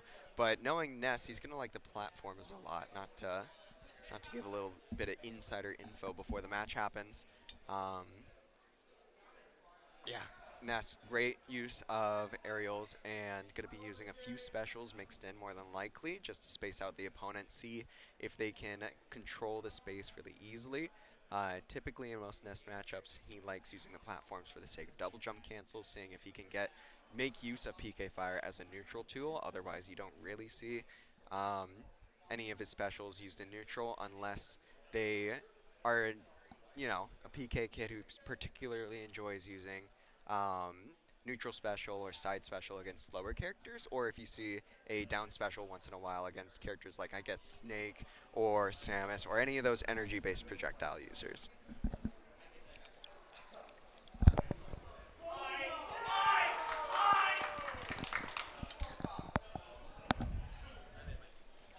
Coming into this, we're seeing that they're on the stage select screen. Still going to be banning. For those of you who do not know, the stage list for starters is going to be Battlefield, Small Battlefield, PS2, and Smashville, and Town and City. Going to be picking Smashville for this matchup. Pop-off happening right behind me. Camaraderie making a tear through the JV Collegiate bracket. But focusing back on this match right here, they're going to be swapping around which side their character is on just for the sake of getting it correct on stream. We see that AFK a Ness player AFK a Mewtwo player and Bubros a Ness player. For this matchup specifically, if you recall me talking about how Ness Town B might be relevant in projectile, energy-based projectile matchups, this is one of the ones I was talking about. Really being able to absorb those shadow balls and heal so much HP. Getting the tech chase off of the, I believe, fair, and sending Bubros back off stage. Getting the ledge trap, not going to be able to do it. Getting reversed by the forward air from Ness. Getting the fair train again, sending AFK off of the stage. Getting another fair. Just really keeping on pressure. Both these players scrapping, keeping the action high. And Ness going to be getting AFK back off stage, playing neutral, trying to see what they can do about one another's moves, the range each of them possess, and the damage output is quite insane, though they are both known as being light and getting... Ooh, and taking him out with the yo-yo down smash. Bubros going to be taking the first stock. Both these characters extremely light, getting strong advantage takes, as we see immediately responding back. AFK, 2 stocks to 2 stocks, even stock count at the moment. This is just game 1, so both of the players trying to feel each other out, see which the habits, see if they can find any patterns, make a stronger game plan. It looks like AFK hitting a lot of those longer hits, as we see Mewtwo having a bit more of a disjoint than Ness, being able to just stay out of that range just barely and able to hit those down tilts, back airs, and such. We're getting back to stage after getting hit a few times by Ness. Wilbro setting him off stage with a F-tilt, gonna try and go for that early kill again with the down smash, specifically because it sends at a harsher angle than up smash would. Getting sent off stage, getting caught by the fair, drifting in, or trying to hit that, trying to hit a fair of his own. I'm not quite sure, but Vanisher really, AFK really taking advantage of the space that he does get. Getting killed by the F-tilt. We're at 1-to-1 stocks, back to an even game. Both players responding accordingly. to what is being presented to them. We're going to see a fair up air chain happen really quickly, and then AFK being able to match with a up air and back air chain of his own. Going for a bit of a interesting recovering right in front of him, but threatening to hit him with the PK rocket. Trying to go for a bit of a combo, see if they can get a spike, but Bubros is not able to get it. Catching the teleport in, Bubros is keeping up his advantage state, being able to, being able to keep this match really even. You can see him going for a few magnet cancels at the very other side of the stage, showing AFK that, hey, you can't throw Shadow Ball in this matchup, and then going for the down smash and killing the Mewtwo head. That was a really exciting game one. We're going to see that Bubros going up 1-0 in this matchup really quick. And I'm really interested to see what these bans are going to be, because we were able to see only a little bit of the platform usage that I was talking about earlier. But was it really that impactful? Was it something that he really wants to base his game plan around? I'm not sure. We also know that Mewtwo has that reflector on his side B, which causes Ness's PK fires in neutral to be a bit riskier. I missed it, but the banning phase was really quick, so I would gander to say they probably have gone Smashville again. I'm not entirely sure. Give me one moment. No, we're going to a Hollow Bastion. This one making PK fire a bit less effective against ledge trap scenarios. AFK might have liked this stage a bit more, but Ness going to be able to follow up on combos and pressure way easier using the lower platform that Hollow Bastion provides. Plus, having a bit more space, these two players, it's a really interesting stage choice. We can assume that AFK would likely... Oh, and getting the big F smash read on the teleport again. AFK just trying to get back to stage, not able to against Bubros. This is something we can assume based off this stage choice, is that AFK likely was thinking about playing the game a bit more slow, bring in a bit more charge shot Shadow Ball into the mix, but it looks like he's opting to play more of a rush down once we actually get into the set, which not turning out too great for him. Getting a down air into an up air. Ness is going to be able to take an early stock again, only at 100% after the up air. Kind of scary moment, and he's able to catch the drift in with the forward air. Mewtwo doing that, sorry. Mewtwo gonna get a few hits, trying to brawl really closely again, having a full Shadow Ball, being able to threaten. Getting the absorb, only 13% healed on the Ness, but that's all you need. Trying to get as much mileage out of each percent as you possibly can, absorbing a Shadow Ball and making sure it does not hit both in one scenario. We're seeing him holding crouch, likely going to respond with a magnet if Shadow Ball ever gets thrown out again. When in that situation, gets the down tilt into back throw, not going to kill quite yet. Trying to find a kill with the Thunder. Really wondering what AFK is thinking here on this ledge, trying to find an opportunity to get in, but Ness just doing a really good job of both threatening the fact that you cannot throw your Shadow Ball unprompted from across the stage, and that's going to be a PK fire into up air. Really good, smart usage of the platforms he was going to use. Even though he wasn't able to use another of them at the ledge, he was able to find the spacing and get a kill and convert. Running it back to Hollow Bastion. Going to be wondering about the adjustments that each player are going to make. As we've seen, the first game being very scrappy, both players getting in very easily, being able to throw their attacks out.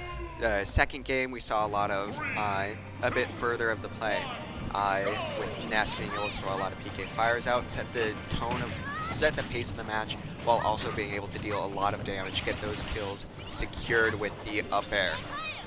Looks like we're going to see Mewtwo get off on ledge first after a quick bit of damage. Getting the corner carry with Ness Magnet. It's going to bring Mewtwo back to both ledges, but then getting off stage, getting back on stage very easily. Ness being able to find that straight back here off ledge. Going to take this to 3-2 stocks right now. Bubros up 2-0 in the current bracket. This is a scary moment for AFK. As we can see, Mewtwo Nair coming out, really trying to... Oh my goodness.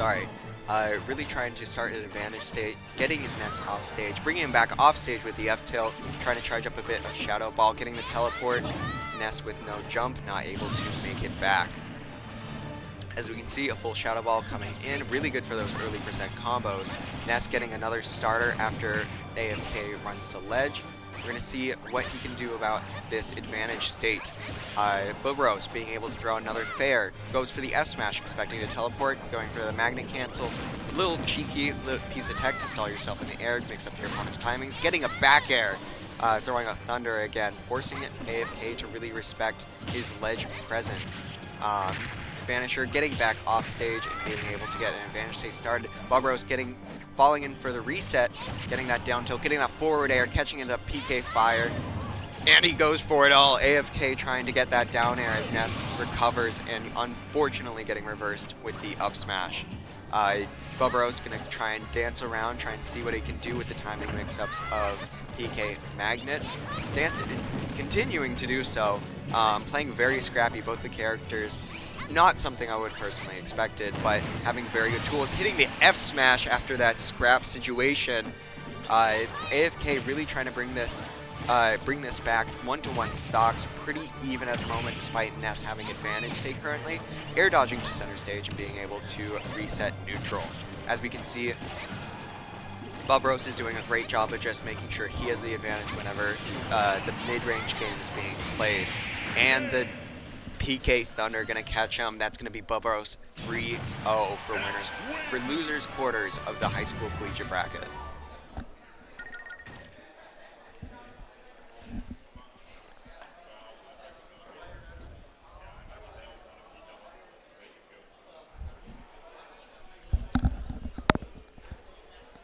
Hey, 1 second, I'm gonna be back. I'm gonna talk to the JV team.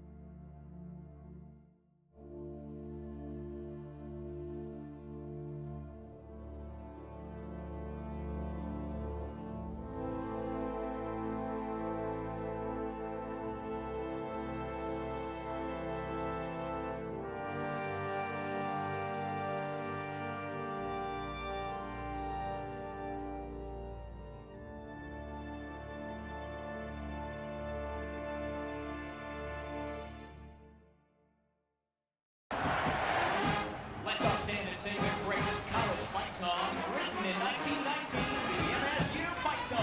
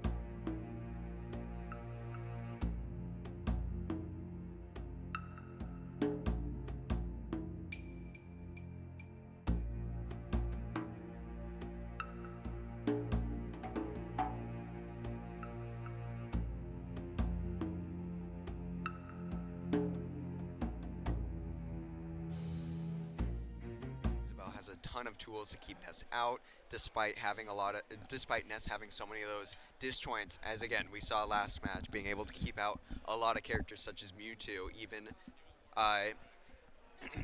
and keep up the movement again.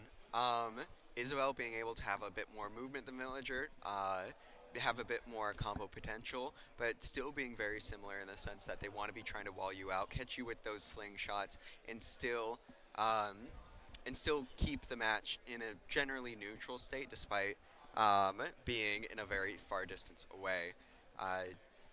Big major differences. Again, I'm Palpa. I main Villager. I have a bit of experience with Isabel, but not as much. I prefer not to play her over, again, Villager.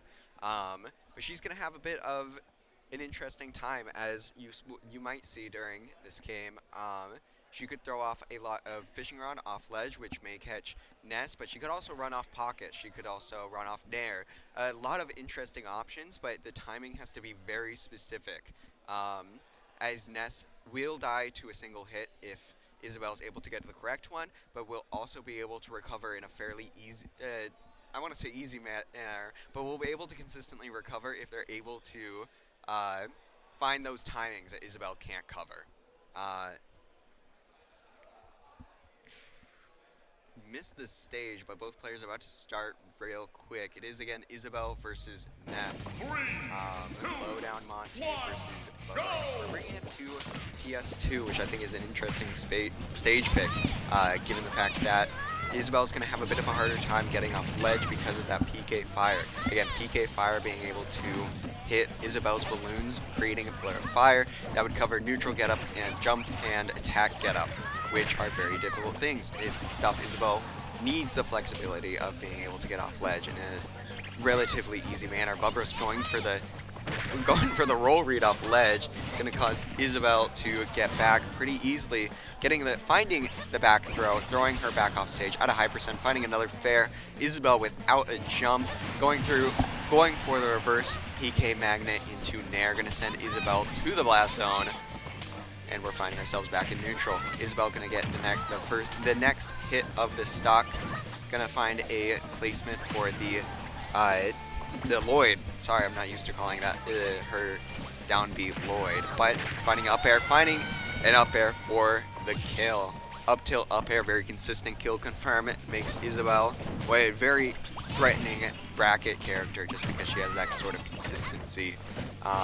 Gonna be trying to find her way around Ness's big aerial projectiles, or not projectiles, big aerials. Not gonna be using or relying on aerial or projectiles as much as Villager would or most other characters in this matchup, just because Ness is able to clank and beat out quite a few of these moves, creating risky situations for Isabel.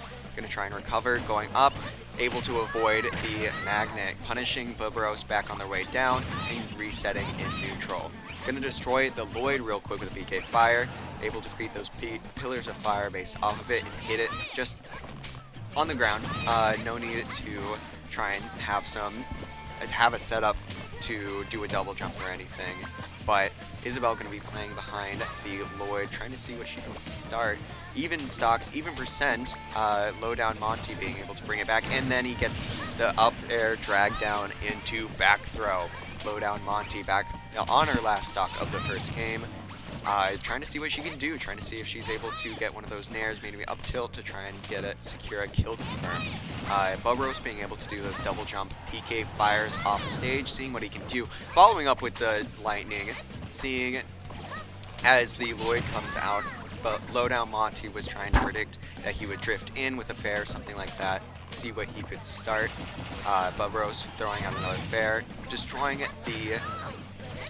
the Lloyd and getting hit by a few projectiles getting thrown onto stage. Bubro's gonna rush in, trying to hit him with the up smash. Lloyd, see what he can do.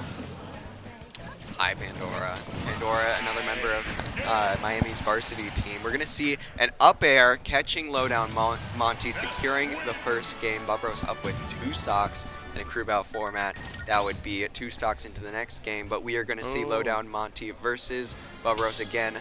Speaking of crew battles, how is it playing crews right now? Miami of Ohio being in winners finals of the single elimination JV bracket. Well, considering we made our seed no matter what, I feel really happy about that.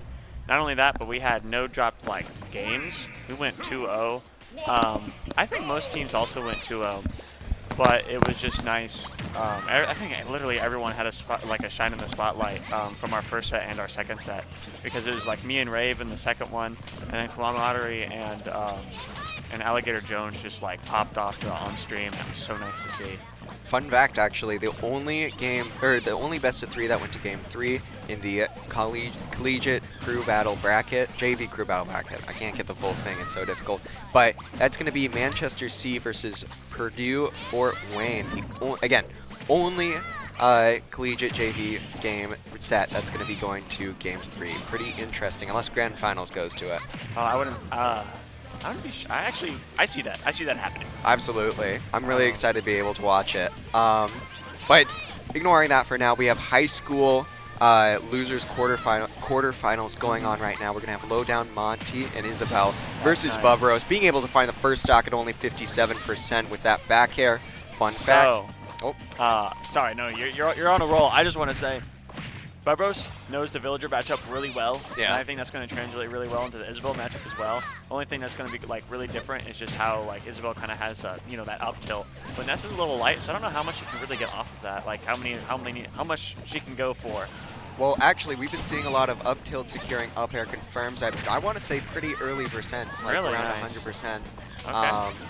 Just launching Bubros into the air and securing those kills. But again, as you were saying before, just being able to know the matchup against Villager has allowed him to do some interesting things like pivot, or I think it was a B reverse magnet into neutral air when Isabel was at high percent, securing the kill and potentially resetting if he goes for it again in the future. Right. Isabel being stuck at ledge here. Sorry, I'm really bad at knowing when the other person on comms wants to talk. No, but it's all good. I am honestly, it's pretty even. Especially I think the last match. I don't know how even it was, but it's looking more like Lowdown is kind of getting the gist here. For sure, Having for sure. pocketed PK Thunder is really strong. It definitely kills Barbros at this percent if Lowdown can get that off. Actually, fun fact, you're going to see some interesting properties if Lowdown's able to hit this. It does not actually kill. It is. I was actually shocked to not see a down air there. Ooh, By Lowdown. and we're going to Was get air that dodge? forward. Yeah, and And we're you're going gonna to get punished on ledge. Sorry, go. and we're going to get that forward air drag down into back throw. Ness's back throw being an extremely powerful move, as we know. Lowdown really trying to focus on keeping this space created. Looks like they are not interested in getting caught by any more of those aerials. Definitely not. I think, man, okay, so I think that Barbros could definitely, Barbros is kind of known like playing like a Ness like Kazuya, and at 82, that's a little scary for Isabel. Yep. We've seen a few of these kill confirms taking Lowdown stock decently early. Both these characters, for some reason, being extremely strong. Bobros getting back in with PK Rocket. Lowdown Monty going to be able to hit that back throw, throwing him back off stage, trying to get that ledge trap with the side B, seeing what Fishing Rod can do. We haven't seen one of them land yet, but at this percent, it will kill. It will absolutely take the stock. Have you seen Pocket Uppy? Pocket up B of Ness's? Yeah, no, like Lowdown pocketing. Oh, Ness's, oh. Unfortunate DI gonna cause Bubros to be up 2-0 in this loser's corner final match. Semi's gonna come up, I believe, soon after this, hopefully. I see one of the players getting ready as we speak. Nice. So, I know Barbros is from St. Louis. Shout out. I love you, St. Louis. So I'm very biased, but I'll try not to show it. But do you know where Lowdown is actually from? I do not know. I see. I do honestly like to see not just Villager, but I also really like seeing Isabel reps.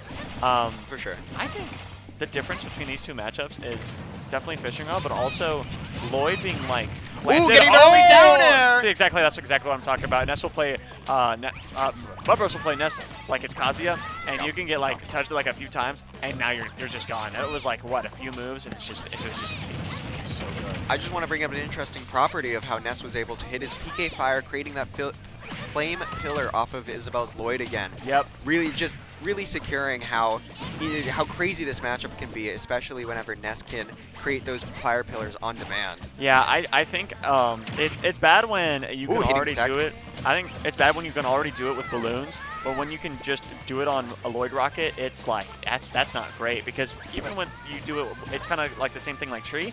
But with Tree, Villager can kind of like, if you're like really up close PK firing it and PK fire hits Villager while they're doing Axe, they can chop down Tree like really quickly, even quicker than Phantom Chop, which allows you to chop down Tree quicker depending on where you're positioned.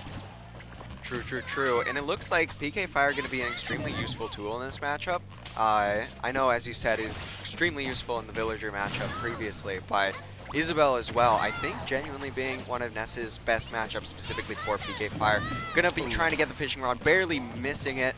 Again, 150%, gonna be killing, getting a straight back air, not able to finish the kill.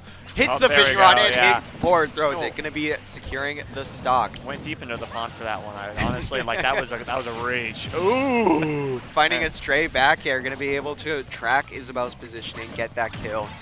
Looks pretty scary for Isabel at the moment. Lowdown Monty being down a stock and on the last game, down 2-0 against Bubro. However you say the Ness. That's Jack Bob, what were you talking about? I think low key. I think Lowdown Monty has like it's not that bad of a gap. I think there is a possibility Lowdown gets a good stock on. Absolutely. But Isabel definitely goes for like bread and butter combos more than I think even Villager does. Because Villager is like, you know, you can take a stock off really early. And Isabel definitely can too. If I think low-key Barbaros air dodges kind of a lot. If Lowdown can kind of read that and, oh, watch out, and punish it with like an up smash, that's going to feel crazy. Yep, getting that up air, up tilt, sorry, and almost going to threaten the stock there. We kind of saw Lowdown Monty being able to bring it back a little bit. How do you feel about it? What do you see? I think that, you know, Barbaros being at 101%, it's definitely going to be hard because Barbaros knows when to play patient and when to Kazuya you. And Lowdown seems to not be minding at all, especially when the 4 minutes on the clock. It's not like anyone's going to get timed out or anything. Oh, almost got the fishing rod there. That probably would have killed with an up throw. Ooh. Yeah, and we're seeing right here, Bubros really getting in, making sure that Isabel feels the pressure, even though he's at mid-range. Gonna find the up air, gonna almost secure the stock, not gonna be quite there yet. There Finding the is. nair, Yeah. getting Isabella off stage. Side B kind of being a little slow to grab the tether there, so whenever it comes to Ness just running off and nairing you, that's dangerous. Bubros That's really very impressive, dangerous. as I said last set, being able to find those kills. His tracking, I've realized, just insane. Beautiful tracking. We saw those the last 2 stocks, I believe, where he was able to find a stray back air and then a stray nair after sending Isabel off stage. I'm going to check my clock. My pool's starting in 10 minutes. My pool starts in 10 minutes. 10 minutes. By the way, everybody, mysterious Miami, Ohio player. Let's go. Pandora.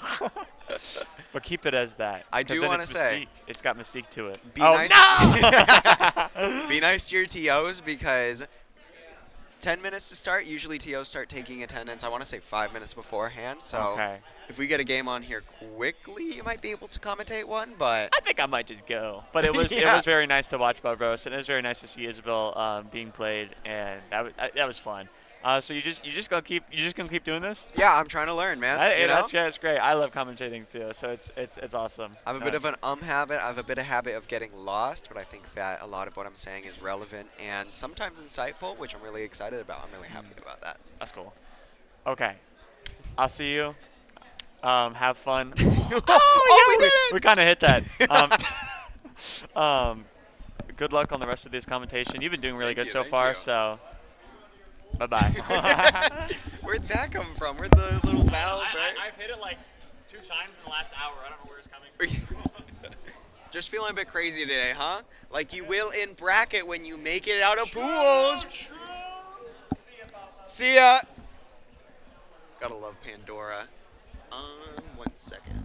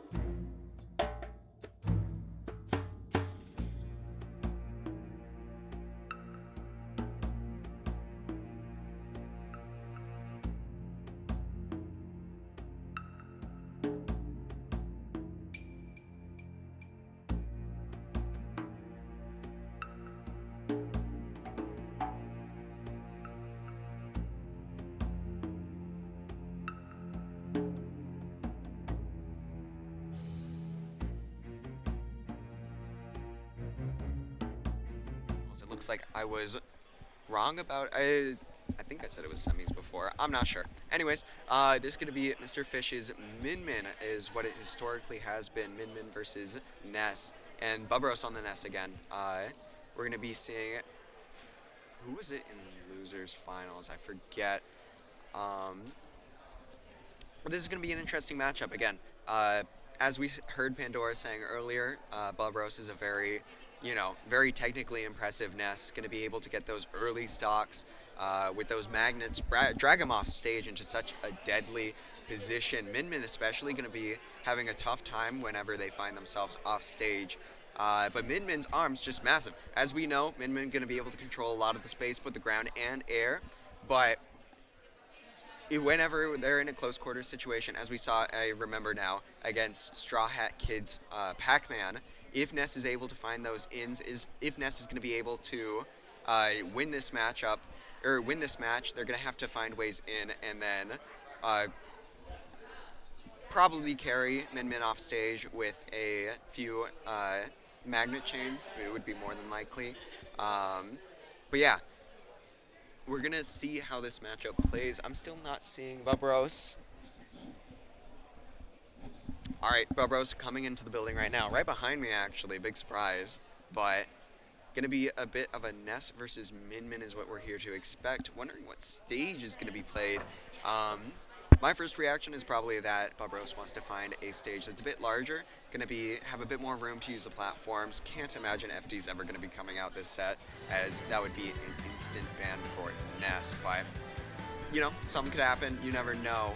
But Bubros is going to be, not sure actually. I didn't see the rock paper scissors outcome. They're going to be going to small battlefield. They've played before. Last event being Collision, I want to believe this year. Bubros winning in the main bracket, but losing to the Min Min in redemption bracket. Very interesting tournament events. Both players pretty even, so we're gonna be able to reasonably expect a pretty close match here. Ness coming out, and we'll see the tag failsafe over Mr. Fish with Min Min. Match is starting up, and we're going to go on small battlefield. Small battlefield is a bit of an interesting choice because I feel like it gives Ness a lot of the platforms, again, as we said before, a lot of the platforms that constant double jump, PK fires become really efficient in a lot of matchups. But again, he just gets in. These smaller stages probably going to be something that Mr. Fish wants, just because it causes every neutral action to be so much more efficient for him. He's going to be able to use his arms to cover a large percent of the stage as opposed to something like PS2, which is a lot bigger. But Bubros being able to get in, get that stock efficiently and quick, edge guard Mr. Fish off stage.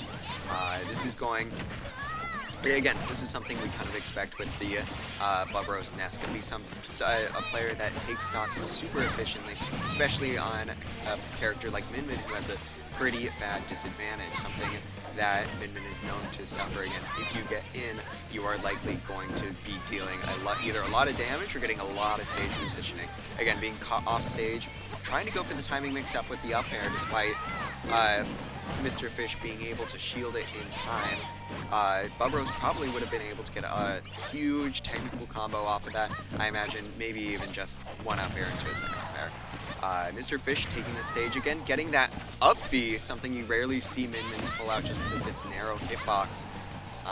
Min Min just controlling the ground right now. And as you can see, Min Min brings out the Megawatt, something that kind of tells Bubros that he's trying to get the kill right now, and he misses the Megawatt, unable to recover, falls down again. And we see for this first game that, and he responds back with a quick F tilt Megawatt, bringing this game to a 2-1 stock.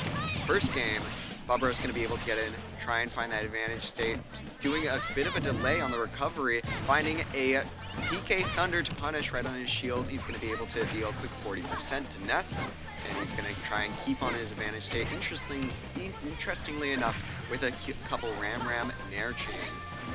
Something I want to say something you don't see quite often, but as we can see, Mr. Fish is an incredibly good player at converting those nairs into really good stage positioning and doing a couple of combos with it. It's something I'm a little used to from another player that went to Miami, Team Time Gear, and Gonna find the up smash, gonna throw Mr. Fish back into disadvantage, and then 2 red sparks, gonna be sending failsafe, or sending Mr. Fish into the blast zone. Gonna be a quick, or not a quick, that was about 2 minutes 30 seconds for the average, what you'd be expecting, but gonna be a pretty back and forth 1-0 for Bubros. It's going to be interesting to see what kind of mix-ups or what kind of plays that Mr. Fish tries to mix into this next one, as we saw quite a bit. Bubros was just able to get so much damage off of each and every opening, being an extremely efficient player and technically advanced. It just makes it a really interesting set to watch, super exciting for us to see those big combos, those big damage, bringing people to disadvantage constantly. And interestingly enough, we see Min boxing quite often, creating an incredibly interesting and complex set. Something you might have expected as a viewer is to see a bit more of the arms, a bit more of the playing a extremely safe distance-based game. But no, as we can see, Mr. Fish getting a early stock off, not early, but being able to successfully edgeguard Bubros from across, when he was in his zone, hitting those Ram nairs and getting him off stage, able to just edgeguard him, scare him into a position where he couldn't come back. These two scrapping again, Bubros going to throw out a back air, kind of just take that stage position and force Mr. Fish off stage, trying to find the down tilt, which would have led into an up smash, dealing 30% total. Looks like he's going to be able to find the grab, power up to arms. For those of you who do not know, enable all the arms to kill much earlier when used as smash attacks, and enable special properties onto some of them. For example, Ram gets a lot stronger and has a bit of a fire effect. Going to be able to find with a Dragon F smash at ledge, going to be taking stock. Being up 2 stocks to 1, extremely dangerous position for Bubros. Mr. Fish going to be able to kind of take the initiative on the approaches when he wants to, but also just be able to stay back if he needs to. Finding another grab for an early arms power-up. Not sure exactly what the reference is with that mechanic in this game, but going to be found off stage again after a whiffed edgeguard, and he's going to find the back air. Very interesting how he killed across this stage. I would not have expected Ness back air to be able to do that. But as we can see, Mr. Fish already extremely comfortable in the center of the stage. Going to go to ledge, but not an issue. Finding himself off stage, actually, a bit worrisome, and then bringing it back. We see Bubros at the ledge again. I think it's something to do with how both players are playing so close at the same time as being willing to play at ledges at the corner. Gonna find a up smash to punish on shield. Gonna do it again. Gonna get a kill spark, but not quite yet. It might have been the scaling on the previous move. Finding an up special. Gonna bring him to the very edge of the stage and a Ram. That is gonna be game 2. 1-1 Fish Bubros.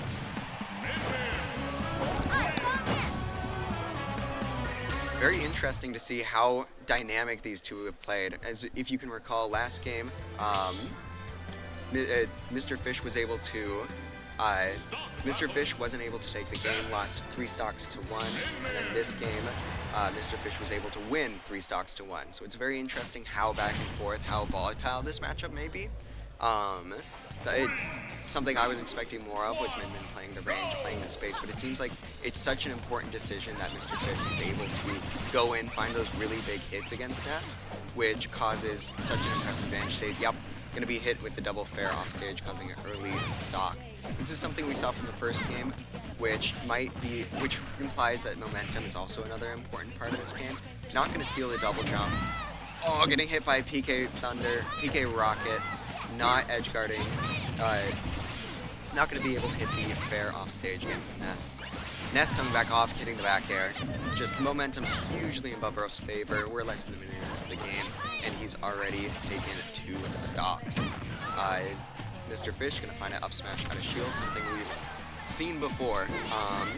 Another great option that he has just against Ness's array of moves. Quick enough to punish most things, actually, now that I think about it.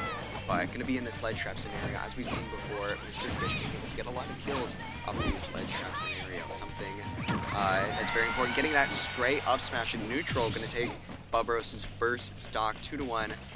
Let's see if this momentum is myth or fact. if he can bring it back after being down 2 stocks. Getting sent off stage again with the double fair. Ness just trying to see if he can find an opening, see what the outcome would be. Getting a grab, powered up arms again. Getting a back throw off stage, being able to throw Min in any direction you want is so important. And the clip from the PK fire, unfortunately, going to end Game 3 in Bubros' favor. We were able to see a ton of impressive things come from both players. It just really seems whoever gets that first stock seems to do quite well. Always sticking to small battlefield, which I think is an interesting choice. I presume Ness's bans would be something like FD, Kalos, and maybe Town, but in that case, you know what, it makes sense, it makes sense. I was thinking maybe there was a 4th stage that Minwin might want more, but I guess small battlefield makes a lot of sense. I presume that not wanting to give Ness the space, really enabling Minmin to get a lot more of those, you know, close quarter interactions that would kill Ness early, because as we know, Ness would be able to use, ooh, getting a strong hit with the Nair, being able to combo into a 1-2 forward aerial, getting this ledge trapping situation. But back to as I was saying, Ness going to be able to drag people to the very corner of the stage, no matter how big it is. So on a PS2, he's still going to be bringing you to ledge, and it's just going to be that much harder for Min to reclaim space. Going to be trying to go off stage again with the Dragon. Oh, and that's an unfortunate air dodge from Bubros. Gonna lose stock 1, see if the momentum theory is true for Mr. Fish. Yep. That's trying to get in really quick. The magnet does not link with any of the arms, which is something one might think, and that, getting a quick stock, edge guarding him off stage, losing the jump, and then not being able to make it back with the PK rocket. Really interesting seeing what's going on out here. Mr. Fish just honestly finding a lot of close quarter hits and then really throwing Ness off stage in a way that just causes his early stock demise. Might be finding it again here. Nair into fair 1-2, hitting the up B, not snapping to ledge, instead holding down so that he can hit Bubros and then send him further off stage, hitting the down air. Oh, and he finds a stray back here to ensure that he does not get restocked. This is looking pretty well in favor of Mr. Fish at the moment because he has so much percent on Bubros and also an extra stock. I'm going to be sending him off stage. Oh, looking for the straight down air, trying to get that early stock, even the game up. But it looks like we're going to a game 5, 2-2, Mr. Fish and Bubros.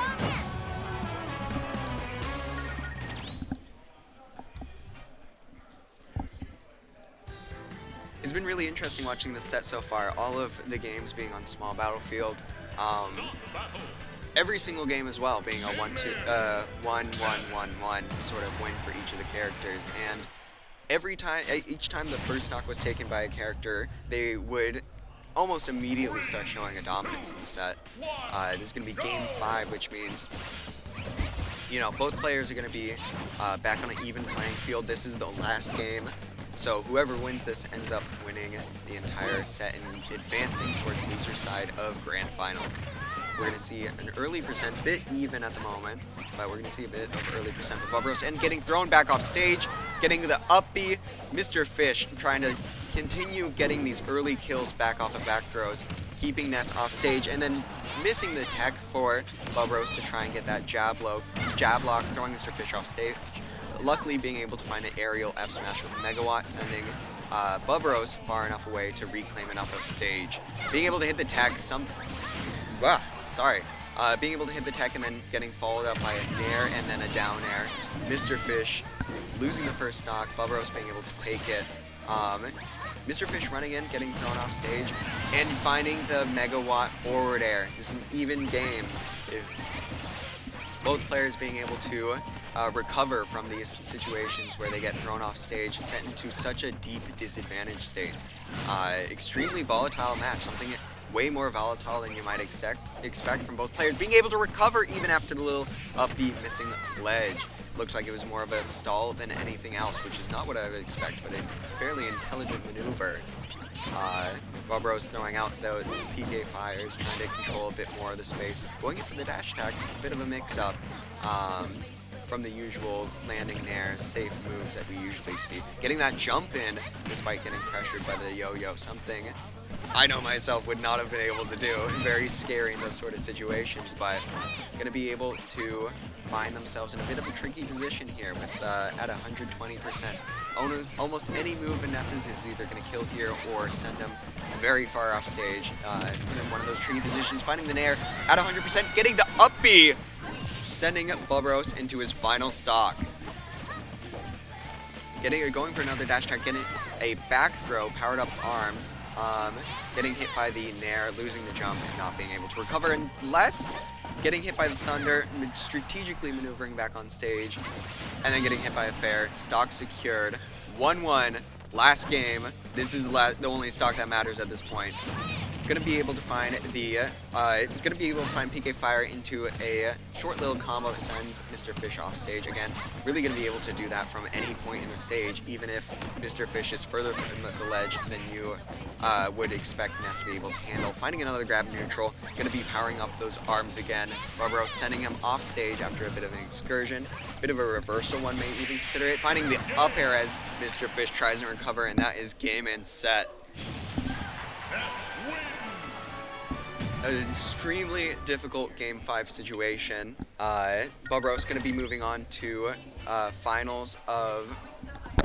grand finals of the high school singles bracket. We're going to see Barbaros versus Straw Hat Kid, both strong, well-known competitors, especially in the high school scene, though I know not very many brackets pop up there.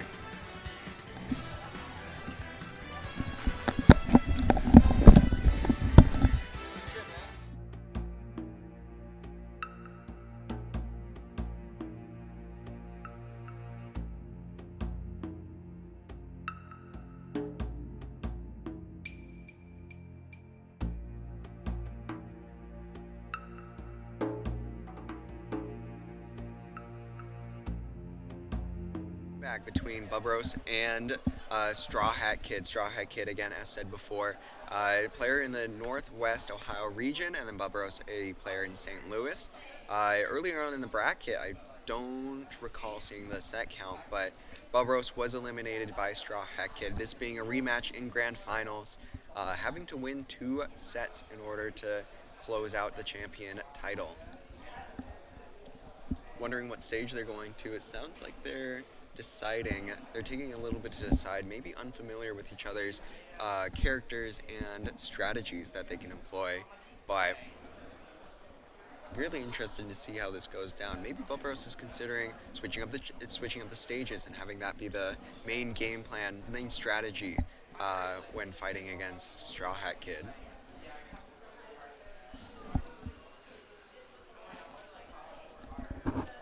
Still it looks like they're being friendly. It looks like they're just having a good conversation right now.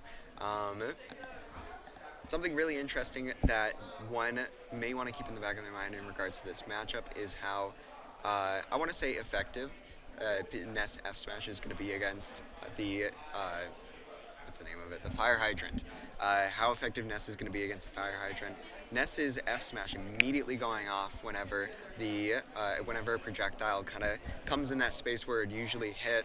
Thus, the F Smash going to be able to almost instantly rip against the Hydrant, causing Hydrant to fly at, I would say, unexpected moments. Looks like both players have chosen the stage, trying to figure out maybe some technical issues going on, but can be trying to figure out just giving themselves time to think about what their game plan, what their strategy is going to be. I believe this is, Barbaros going to be selecting Ness. Yeah, no mix-ups from either player. It's going to be a Ness versus Pac-Man match. And as we load in really quick. Alright, we're seeing small battlefield again. Looks like mostly a comfort pick for Barbaros. And yeah, going to be able to focus on that Hydrant. PK Fire having a much nastier angle than one might expect, sending in that really slow, close a vertical range, really controlling that area vertically, but also horizontally with how active it is. Getting those early back airs, trying to send Straw Hat Kid off stage, finding it PK Fire in an unexpected spot and leading into a bit more damage. Straw Hat Kid at 84%, really being able to find his way back on stage super easily, and then continuing that pressure whenever he can. Gonna hit him with the offstage Thunder, knowing that Pac-Man's gonna be able to recover, and then getting a back air off of a stray. I don't know actually if that has a term. He slipped off of ledge after being put into a tech situation, was able to throw it out. Gonna catch the orange, throw it back, deal a lot of damage. Down tilt as well. Looks like a lot of Ness's moves, just being able to do so much against Hydrant, gonna be able to send at such nasty angles that they just control that space super easily. Gonna be able to find that back air, catch the bell as well, something I didn't even know bell stayed out that long.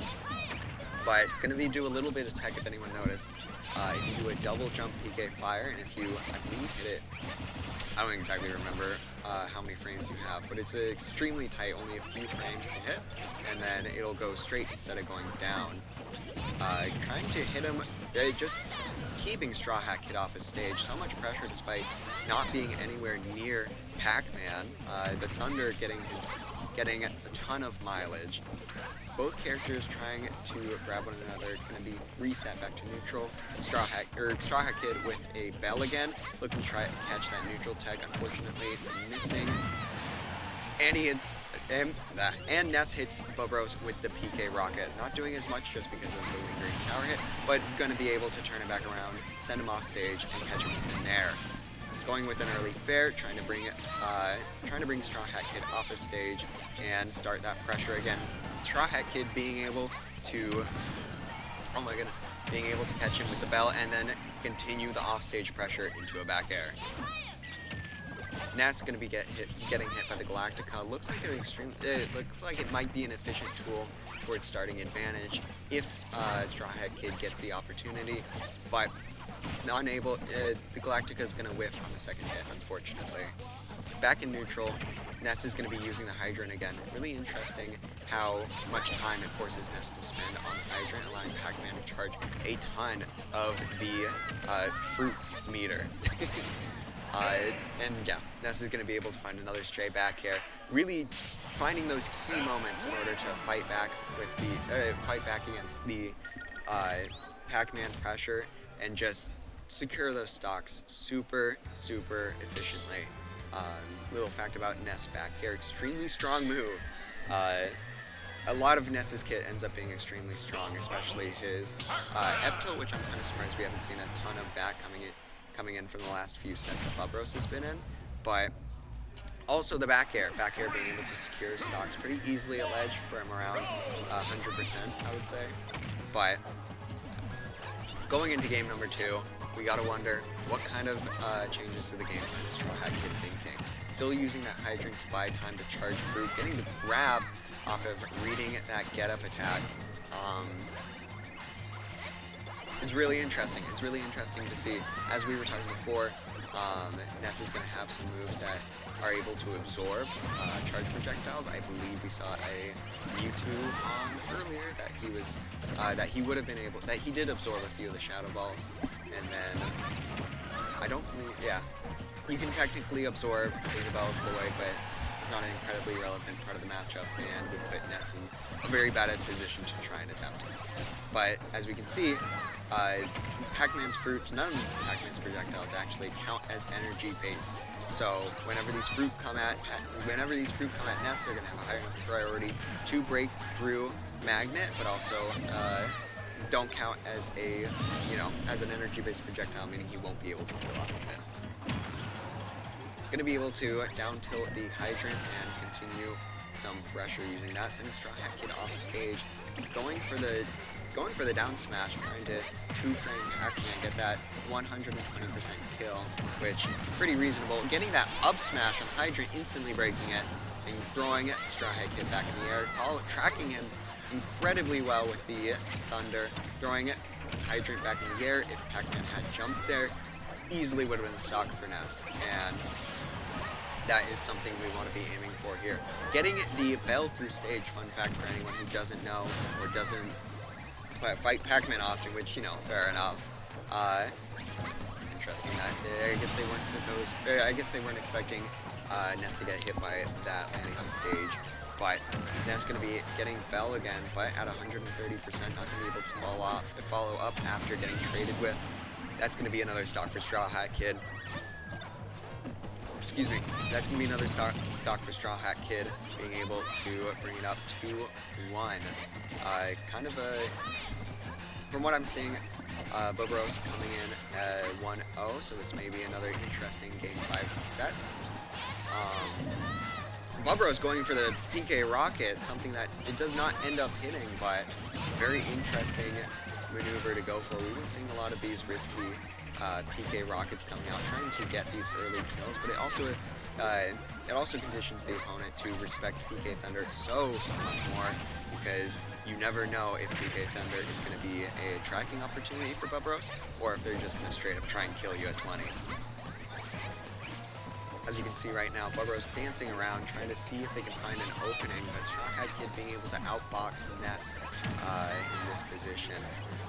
Interesting enough, even though Ness has a far more range than Pac-Man has, he's going to be able... Oh! Barely missing the Bell to up smash, but despite having longer ranged moves, Pac-Man has much faster and safer moves, meaning that Pac-Man is just going to be able to draw a lot more of them. Going to see a Z drop and trying to use Hydrant to their advantage. Bobros being at 144% means anything is going to kill except for the apple, which I'm very surprised about. And Bobros being able to follow back and kill with the PK Thunder.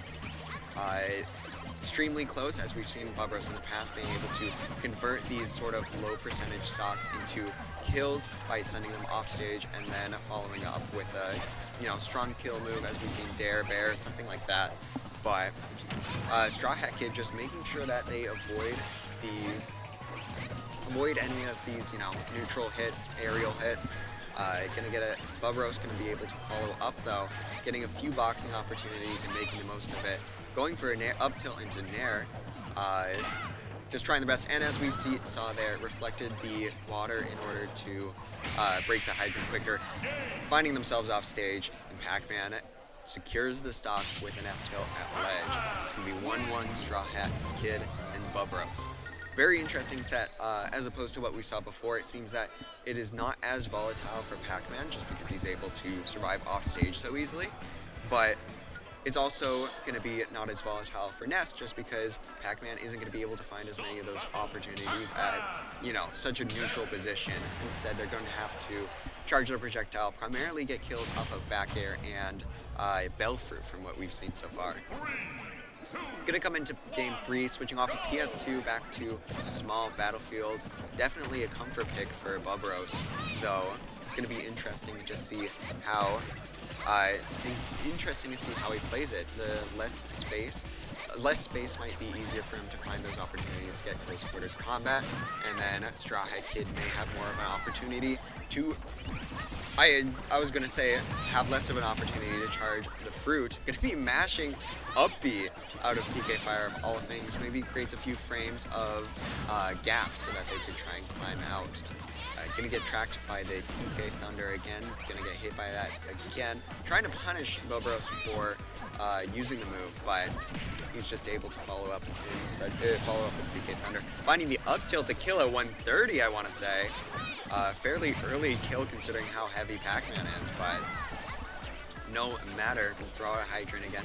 Try and stall in the air a little bit. Try and see if there's anything that can come of this interaction. And he gets a stray F smash in neutral. Gonna be able to take the stock I want to say pretty late, though 100% is not that late for most characters. Pac-Man, extremely strong F smash. Gonna secure that honestly from anywhere on the stage.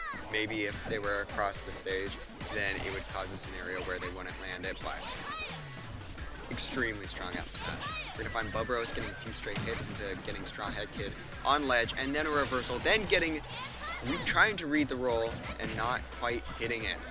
I do believe Pac-Man has a small position where they would be able to hit both neutral and a roll get up option, playing a very scary ledge game. Being able to knock back Ness, sending back off stage. Bubros being able to find the reversal down air into up smash, catching it with the second hit. And that is Bubros up 2 stocks to 1, though at extremely high percent, 103% versus nothing. Finding the first hit, getting a grab. We're going to see Straw Hat Kid using the water, getting the kill, F smash after the bell, and then play a bit of the ledge game. Sorry, I was not expecting a bit of ledge game to occur, just considering the fact that they want to be taking neutral stage so often, especially considering how they've been primarily only using Hydrant in the center of the stage. There have been a few times where they've been stuck at ledge and trying to use a bit more of that space, trying to use a bit more Hydrant in that space, but mainly we just see it in the center stage. Been doing it the last 2 times right here. Gonna go for a PK Fire, whiffing it into a straight back air, sending it Straw Hat Kid off stage. Straw Hat gonna be able to take enough of that stage quick enough, hitting the key, sending Bubros back off stage, finding the F tilt. Bubros has no more jump, using the PK Rocket to recover back. Extremely scary. Straw Hat Kid gonna have a lot of options to try and kill. Could have charged a bit of fruit when Bubros was recovering, but had just returned, and that's gonna be Bell into up smash. Straw Hat Kid up 2-1 to Bubros. Now this is an interesting matchup, I think, purely because I think this stage choice is interesting purely because of how it changed the dynamic. Even though the platforms are in the same position relative to the stage, and even though they're at the same height, just being such a small stage as compared to PS2, which I believe, nope, we're going back to small battlefield. Bubros' comfort pick again is interesting. It's interesting just being able to see how Straw Hat Kid is going to be able to use the smaller stage in their advantage. Something you might not expect, but going to be able to find a few cheeky hits. Going to bring him to 30, 70%. Finding the F smash, bringing Ness off stage super deep. Not going to have another jump. Going to be able to air dodge back, covering it with a Hydrant, and getting the fair. Can Ness recover from here? And he makes it back. Bubros coming from deepest part of the stage, somewhere you would not expect to make it. Andy gets a bell, not going to be able to convert off of it. Bubros sitting pretty at 156. Straw Hat Kid unfortunately SDing and being a stock up, getting hit by the apple, brings it to 2-2. Straw Hat Kid finding an early magnet, being able to bring Bubros finding an early magnet, being able to bring Straw Hat Kid off of the stage. Finding in there, trying to mess with Hydrant again, see if they can use it to their advantage. Something interesting, you know how we were talking about the down tilt and the PK Fire being able to send a Hydrant really slowly up and control that space. Well, Ness Nair is going to be able to send it very far. Finding a straight F smash in neutral, Straw Hat Kid's going to be able to take that another stock. But as I was saying before, Ness can really pick and choose where he wants to send Hydrant. F smash just going to be able to be a really quick full health Hydrant option to send it, a bit further off, catch a jump or something. But PK Fire and down tilt going to be something that makes it very easy to control the space that he currently owns. Straw Hat Kid trying to catch the Ness ledge hang, timing it a bit incorrectly if I'm correct about what his intentions were. Going to find a forward air through. Bubros is going to be able to find a forward air, send him back off stage, and then that's going to be a kill. That's going to be a 68% to Straw Hat Kid's 0%. Finding a straight up air though, and this is the last stock. Bubros is able to bring this back. This is going to be a game 5 if Straw Hat Kid is able to close it out. Like it looks like it's going to, it looks like right now with the scary disadvantage state that Bubros is being trapped in, then it is going to be a 3-1 Straw Hat Kid. Really being able to control the space well. Ness is trying to find a way in. Straw Hat Kid doing a pretty good job of finding straight hits. They're doing a very good job of finding straight hits and just securing so much momentum off of it. Going to be able to find a back air and the up B Hydrant kill. That's going to be 3-1 Straw Hat. 3-1 Straw Hat Kid. That is going to be your champion for high school singles crew battle.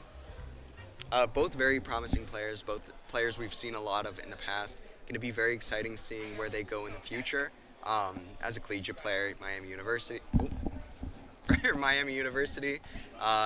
very excited to see how they do in crews, specifically, knowing that each stock taken matters a lot. If you don't know, crew battle format's gonna gonna have each stock matter so much, and it looks like they just got their prizes with Straw Hat Kid getting a nice trophy and Bobros getting a medal.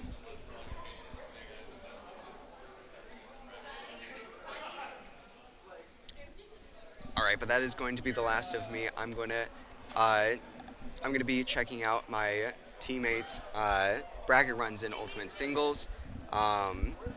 Very impressive showing from both players. I'm very excited to see where they head in the future. Very impressive. I'm very excited to see where they go in the future. Hoping they enter in Collegiate. Yeah, super exciting stuff. But this was Palpa. I'm excited. I was so happy to be able to commentate for you guys. I hope you have a good evening.